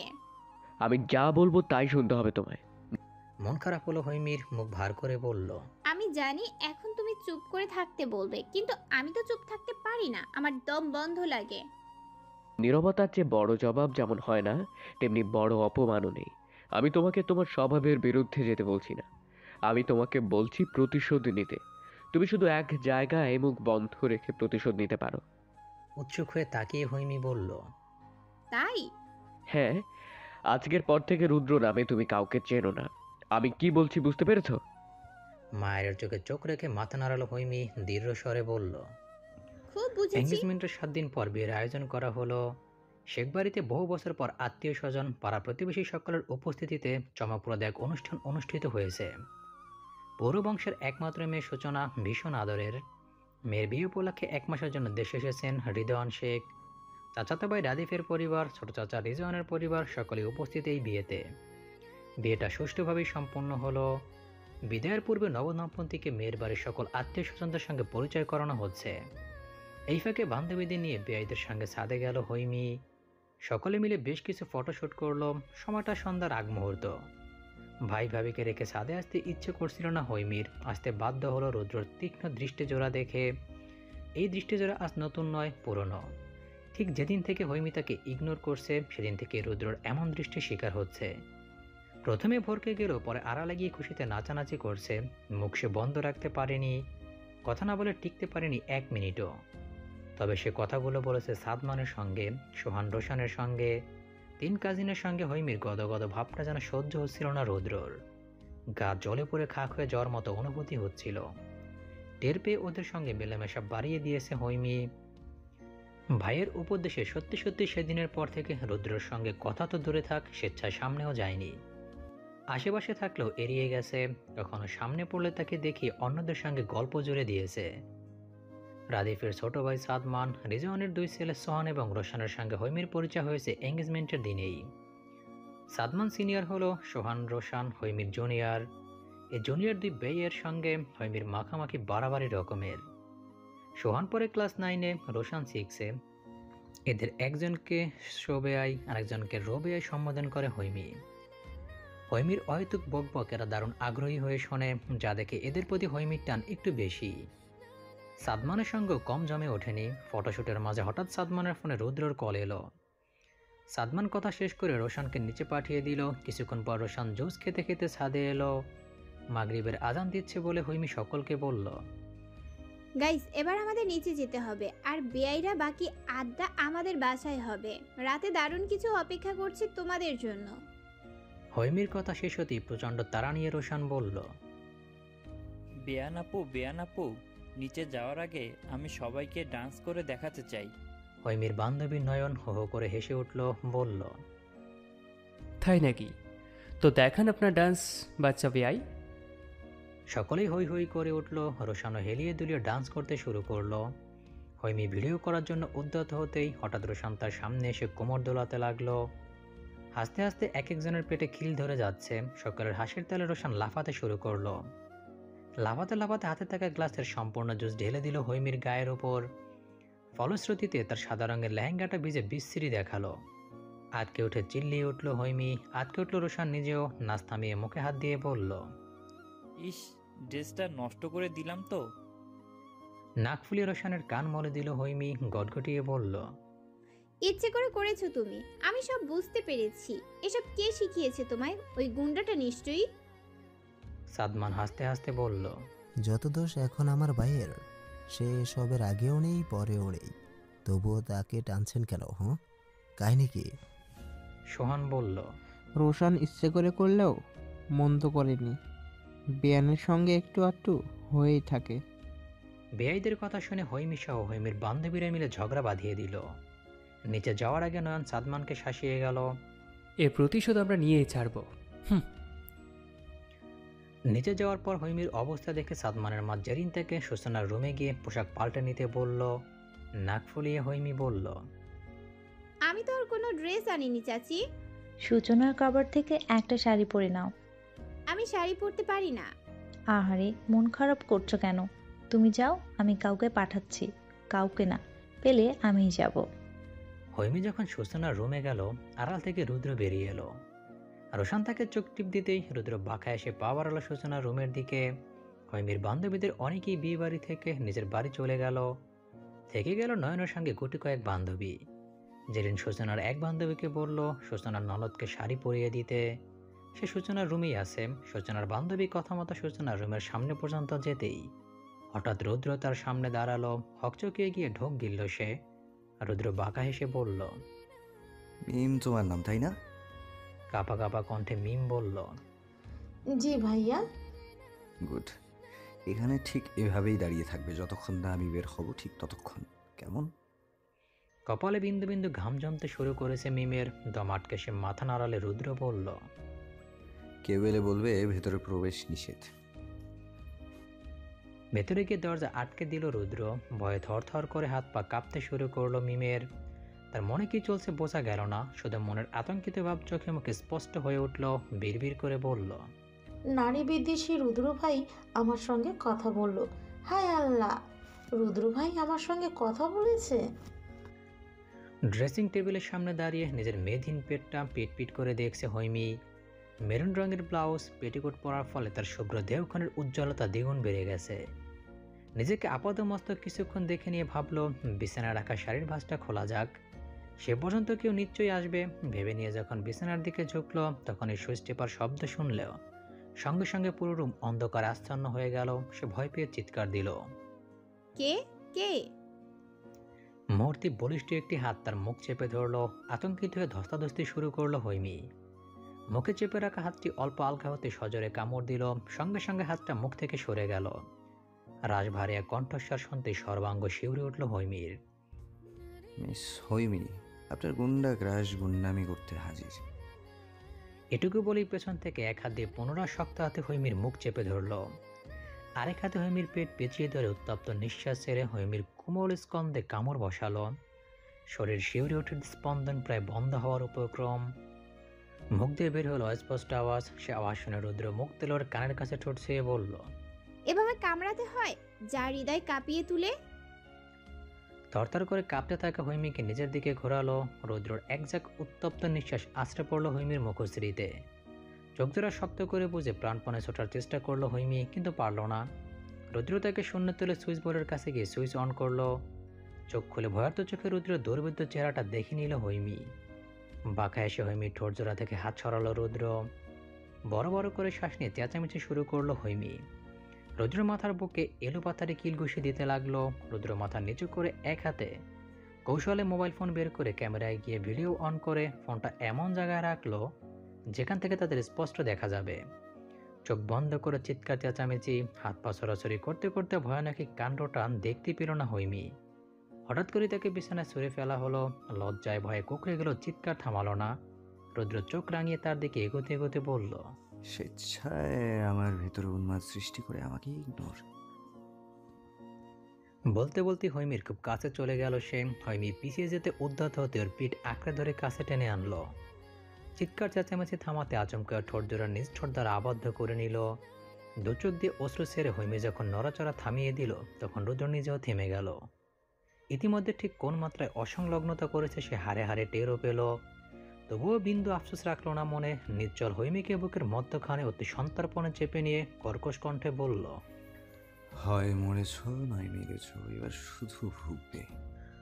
অকস্মাৎ রুদ্রর গলা টিপে ধরল হৈমি। ক্রোধে কাঁপতে কাঁপতে চিৎকার করে বলল, এটা কি করলেন আপনি?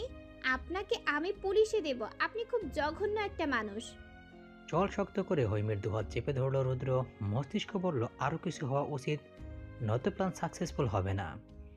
মস্তিষ্কের কথাগুলো চলতে ঝড়ের গতিতে হৈমিকে বিছানায় ফেলে নিজের অর্ধেক শরীরটা ওর উপর ছেড়ে দিল। দানবের মতো শরীরটা নিজের ক্ষুদ্র শরীরে ঝাঁপিয়ে পড়তে দম বন্ধ হয়ে এলো। চোখ বড় বড় করে কেঁদে উঠল হৈমি। বলল, ও মা গো, মরে গেলাম। রুদ্র বাঁকা হাসলো। হৈমির ছটফটে হাত দুটো নিজের শক্ত হাত দ্বারা বেঁধে নিয়ে অত্যন্ত নিবিড়ভাবে কোমল গ্রীবাদে সে ঠোঁটের বিচরণ চালালো। পরাস্ত হৈমি ছটফট করতে করতে চাপা কান্নায় ভেঙে পড়ল। কি হচ্ছে সব তার সাথে, কে বাঁচাবে তাকে? বারবার আল্লাহকে স্মরণ করতে লাগলো। মনে পড়ল সমাজে ধর্ষিত হওয়া নারীদের শেষ পরিণতি। তার জন্য কি এমন কিছু অপেক্ষা করছে? দরজায় ঠক ঠক শব্দ হতে রুদ্র থেমে গেল। দরজার বাইরে থেকে নয়ন বলল, হৈমি, মিমাপু তোকে শাড়ি পরাবে বলে দাঁড়িয়ে আছে, তুই দরজা খুলছিস না কেন? হৈমি লাফ দিয়ে ওঠার চেষ্টা করে যে চিৎকার দেবে, অমনি রুদ্র তার মুখ চেপে ধরল, শাসিয়ে বলল, শব্দ করবে না, একদম চুপ। ডুকরে উঠল হৈমি। রুদ্র দৃঢ় চোখে চেয়ে শান্ত গলায় বলল, আজকের পর সাদমানের সঙ্গে কথা বলবে না, সোহান রোশানের সঙ্গেও কম কথা বলবে। ভেবো না এখান থেকে মুক্তি পেলেই তুমি মুক্ত। আমি বড্ড অসংযত, বড্ড বেশি বেসামাল। আমাকে নিয়ন্ত্রণ করার সাধ্য তোমার নেই, কারোরই নেই। মরেছ নিজের দোষে, মাথায় রেখো। রুদ্র উঠে দাঁড়ালো। হৈমির জড়সড় হয়ে বসে রইল কিছুক্ষণ। তার চোখ বেয়ে অশ্রু ঝরছে, শরীর কাঁপছে মৃদু মৃদু। বড় বড় করে শ্বাস নিল রুদ্র। ধীর পায়ে হেঁটে গিয়ে মোবাইল নিয়ে এতক্ষণ হওয়া ভিডিওটা সেভ করলো, এরপর আবারও চলে এলো হৈমির কাছে। তার পাশে বসে হাত বাড়িয়ে কাছে টেনে নিল, রাশভারী কণ্ঠে বলল, আমি মানুষটা ভীষণ উদ্ধত্ত, কিন্তু কিছু করার নেই। আমাকে উপেক্ষা করা একদম উচিত হয়নি। এর চেয়েও বেশি উচিত হয়নি আমাকে দেখিয়ে দেখিয়ে ওদের সঙ্গে মেলামেশা করা। এসব আমি একদম পছন্দ করি না। আর হ্যাঁ, এরপর যত মেলামেশা আমার সঙ্গে করবে, 1 মাস সময় দিলাম, নিজেকে প্রস্তুত রেখো। অন্তর্মুখী চরিত্রের রুদ্র নিজের অনুভূতিগুলোকে বোঝাতে না পেরে উল্টাপাল্টা আচরণ দেখিয়ে হৈমির মনে তাকে নিয়ে খুবই বিভৎসক ধারণার জন্ম দিল। অবুঝ হৈমি অন্তর্মুখী রুদ্রের মনকে বুঝতে পারল না, বোঝার কথাও নয়।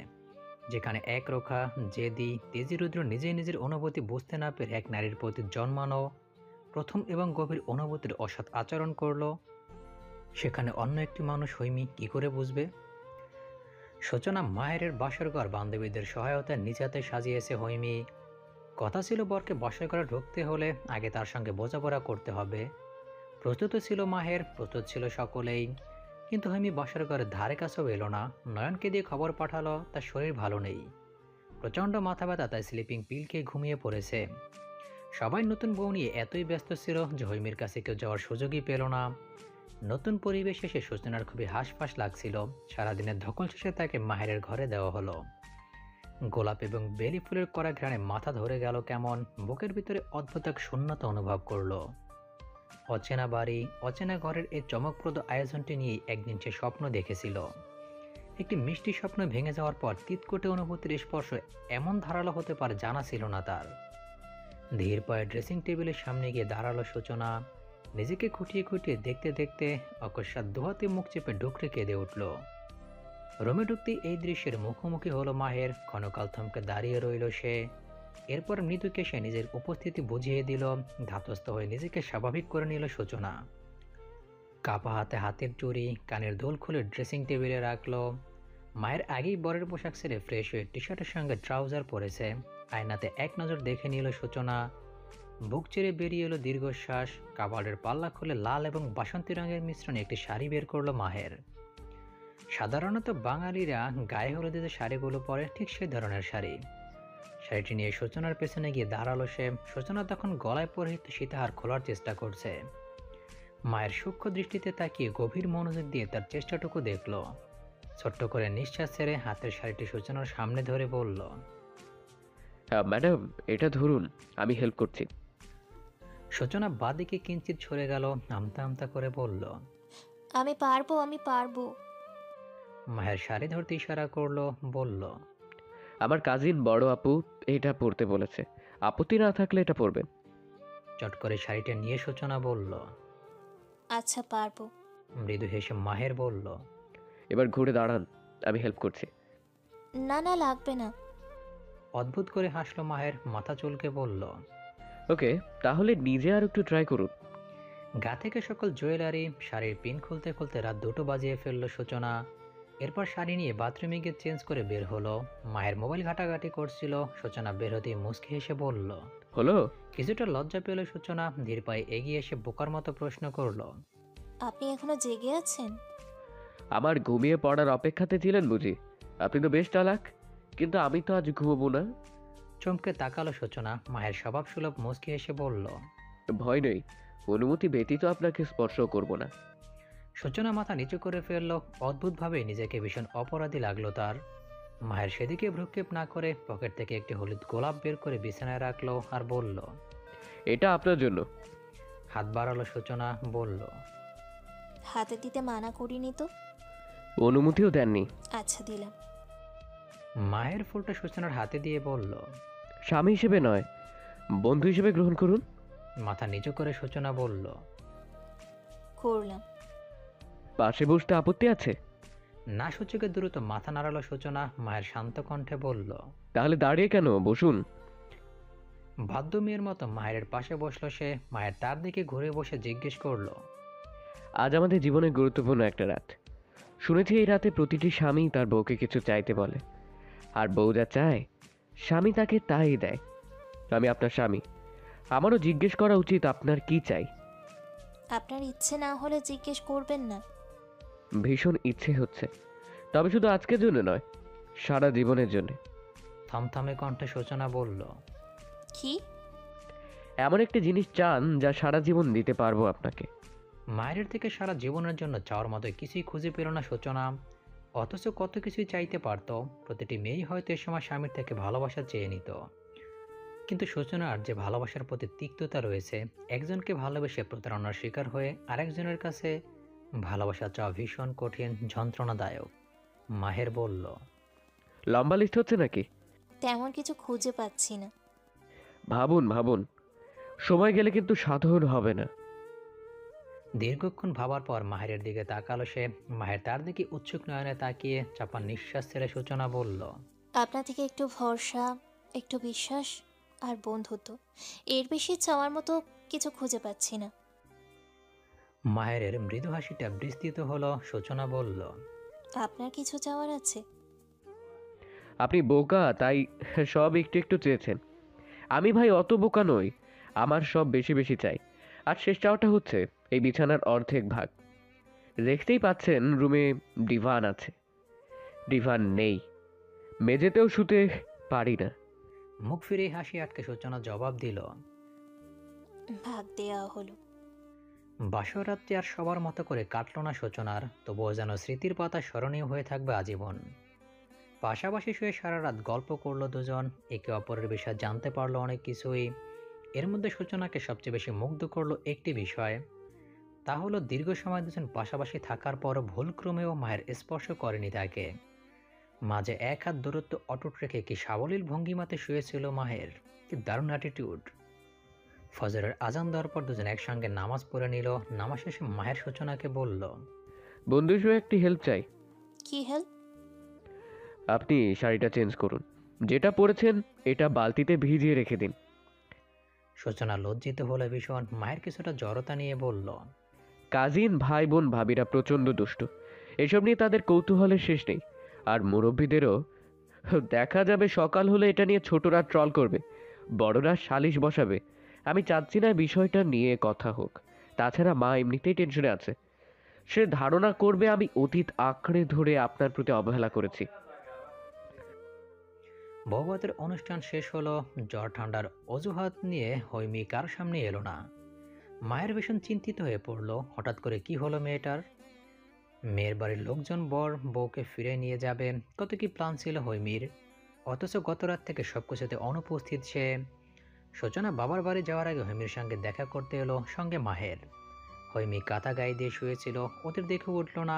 মায়ের গায়ে হাত দিয়ে দেখলো তেমন জ্বর নেই। সূচনা হৈমির মাথায় হাত বুলিয়ে দিয়ে বলল, তোমাকে ছাড়া কিন্তু যাব না আমি। মায়ের অনেক বোঝালো, সন্দেহ করে অনেক কিছু জিজ্ঞেস করলো, উত্তর দিল না হৈমি। তার এক কথা, সে যাবে না। হৈমির এইরূপ আচরণ চাপা রইল না, একে একে সবার মাঝে ছড়িয়ে পড়ল। সূচনাও জেদ ধরে বসে রইল, হৈমি না গেলে সে বাবার বাড়ি যাবে না। হৈমির মা হামিদা এসে মেয়েকে বকাঝকা করলেন, তবুও কাজ হলো না। মায়ের মাকে শান্ত করে হৈমির রুম থেকে বের করে নিয়ে গেল। সূচনাকে ইশারা করে গেল আরেকটু বোঝাতে সে আসছে।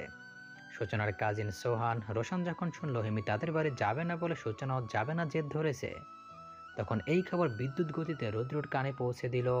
ঠিক তার 10 মিনিট পরে হৈমির ফোনে আননোন নাম্বার থেকে মেসেজ এলো, মিস বকবাবানি হোয়াটসঅ্যাপে গিয়ে আমার এবং আপনার দারুণ হটেড ভিডিওটি একবার দেখে আসুন, সব ঠিকঠাক আছে কিনা। সূচনা মুখ ভার করে বসেছিল, হৈমি হঠাৎ লাফ দিয়ে উঠে বসলো। সূচনা চমকে গিয়ে বড় বড় করে তাকালো হৈমির দিকে। হৈমি ভয়ার্ত চোখ করে কাপা হাতে ফোনের সাউন্ড অফ করে হোয়াটসঅ্যাপে ঢুকলো। অচেনা নাম্বার থেকে পাঠানো ভিডিওটা দেখে যেন তার পায়ের নিচ থেকে মাটি সরে গেল, মাথায় ভেঙে পড়লো আস্ত আকাশ। বার কয়েক ঢোক গিলে কাপা হাতে মেসেজ করলো, এসব কি? সঙ্গে সঙ্গে রিপ্লাই এলো, সময় মাত্র 15 মিনিট, এর মধ্যে তৈরি হবে এবং ভদ্র মেয়ের মতো সূচনার সঙ্গে আমার বাড়িতে আসবে। কথা অনুযায়ী কাজ না হলে 1 ঘন্টার মধ্যে আমার বাড়িটা তোমার জন্য পার্মানেন্ট হয়ে যাবে। Okay darling, I am waiting. Ready হতে হতে আধ ঘন্টা লেগে গেল হৈমির। আজ সে সাজের বেলায় বেশ কৃপণতা করলো।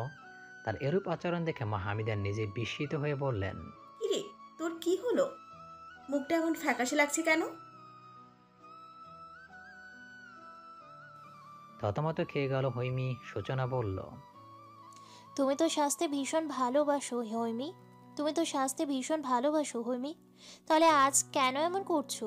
সত্যি করে বলো তো কি হয়েছে তোমার? বার কয়েক ঢোক গিলে আমতা আমতা করে পুনরায় ড্রেসিং টেবিলের সামনে গেল হৈমি। এতক্ষণ সাজের বেলায় কৃপণতা করলো, মা ভাবের কথা শুনে ঠোঁট জোড়াতে গাঢ় করে লিপস্টিক লাগালো।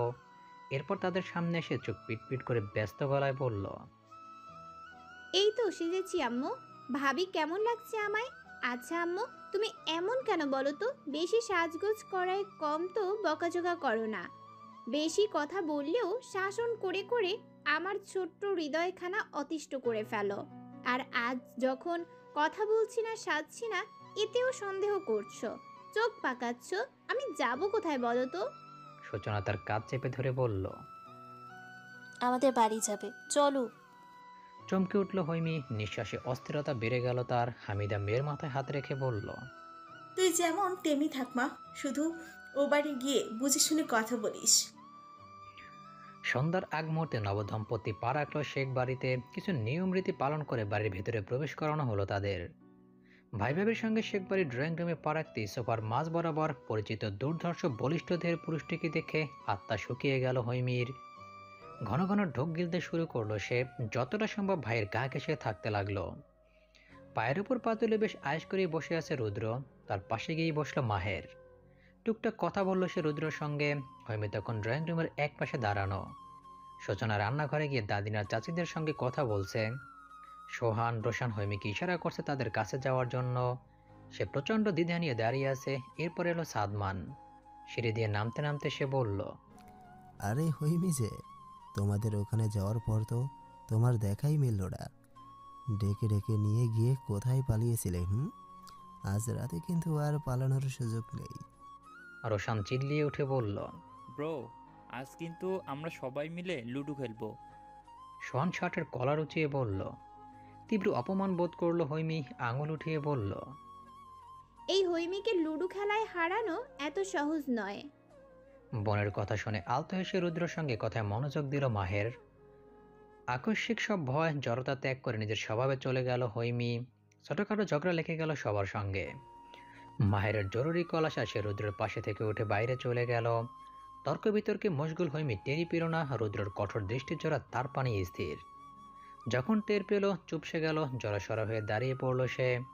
ঘন ঘন ঢোক গিলে আর চোখে রুদ্রকে দেখতে দেখতে আমতা আমতা করে উত্তর দিল সকলকে। এমন সময় রুদ্রর দাদিন কাজের মেয়েকে দিয়ে হালকা নাস্তা পাঠালো সকলের জন্য। সোহান রোশান সাদমান তিন ভাই হুমড়ি খেয়ে পড়লো খাবারের দিকে। সূচনা পোশাক পরিবর্তন করার জন্য উপরে চলে গেল। হৈমি তার পেছন পেছন যেতে পা বাড়াতেই তাকে উদ্দেশ্য করে দাদিন বলল, ওই মেয়ে, তুমি এত চুপচাপ কেন গো? এমনিতে তো মুখে খই ফুটে, নাকি আত্মীয়তা করানোর জন্য ওটা নাটক ছিল? চোখ দুটো বড় বড় করে স্থির হয়ে দাঁড়িয়ে গেল হৈমি। আর চোখে রুদ্রের দিকে তাকাতেই দেখতে পেল সাহেব বেশ আয়েশ করে বসে ঠোঁটে তর্জনী ছুঁয়ে বদমাশি হাসি হাসছে। নিমেষে চিৎকার করে মাথায় বেঁধে রাখা ঝাঁকড়া চুলগুলো খামচা ধরতে ইচ্ছে করলো হৈমির। মনের বিশাল কষ্টটুকু চেপে রেখে জোরপূর্বক ঠোঁটে হাসি টেনে বলল, কই, আসলে শরীরটা ভালো নেই দাদি। দাদিন সন্তুষ্ট হলো না, মুখে তীব্র অসন্তোষ ফুটিয়ে তুলে বলল, থাক, আর জোর করে হাসতে হবে না, নাস্তা করো। ঠোঁট উল্টে হৈমি ডাকলো, ও দাদিন। দাদিন চলে যেতে উদ্যত হয়েছিল। হৈমির কথায় ফিরে তাকাতেই হৈমি তরক করে তার সামনে এসে টপ করে গালে চুমু খেলো, বলল, রাগ করে না দাদিন, প্লিজ। আসলে কি হয়েছে বলো তো? আমার আশেপাশে একটা লম্বা মোটাসোটা বড় বড় হাত, বড় বড় চোখ, বড় দাড়িওয়ালা মৌমাছি ঘুরপাক খাচ্ছে। তুমিই বলো, মৌমাছি আশেপাশে থাকলে কি আমরা স্বাভাবিকভাবে চলাফেরা করতে পারি? তারপরেও যদি একবার সেই মৌমাছি কামড়ায়। ঠাস করে কিছু একটা পড়ে যাওয়ার শব্দ পেতে চমকে উঠল সকলে। সবচেয়ে বেশি চমকালো হৈমি, যার ফলে ভয়ে সিটিয়ে দাদিনের পেছনে গিয়ে দাঁড়ালো সে। টি টেবিলের উপরে রাখা গ্লাসটা কিভাবে পড়লো বুঝতে পারলো না কেউ, কিন্তু ওখানে রৌদ্র বসা ছিল, সে এখন নেই। দাদিন বিচলিত হয়ে চারপাশে তাকাতে দেখতে পেল রৌদ্র সিঁড়ি ভেঙে উপরে উঠছে। বাকি তিন নাতির ঠোঁট অল্প ফাঁক, চোখ রৌদ্রর যাওয়ার পানি স্থির। ডিনার করার সময় সকলে একসাথে হওয়ার পর হঠাৎ দাদিন হৈমিকে জিজ্ঞেস করলো, তা হিমু, তুমি যেন কিসের মৌমাছির কথা বলছিলে? বড় বড় দাঁত, হাত কিসের যেন? মায়ের চিন্তিত হয়ে বোনের দিকে তাকালো। রৌদ্রের ছোট ভাই তিন ভাই হো করে হাসতে লাগলো। মৌমাছির বড় বড় হাত দাঁত আস্তে আস্তে ডাইনিং টেবিল কাঁপিয়ে ফেললো ওরা। হৈমি কাচুমাচু হয়ে সম্মুখে গম্ভীর হয়ে বসে খাবার খাওয়া রুদ্রের দিকে এক পলক তাকিয়ে নিজের খাওয়ায় মন দিল। দাদিন আবারও হৈমিকে প্রশ্ন করলো। সূচনা তাকে থামিয়ে দিয়ে বলল, আহ দাদিন, হৈমি মজা করেছে তোমার সঙ্গে। সকলে খাওয়া শেষ, শুধু হৈমিরই বাকি। দাদিন বলল, এত সময় নিয়ে খাওয়া ঠিক না। তোমার মনে হয় খাওয়াতে মনোযোগ নেই। খাওয়ার সময় এমন উদাস ভাব ভালো লক্ষণ না, বুঝছো?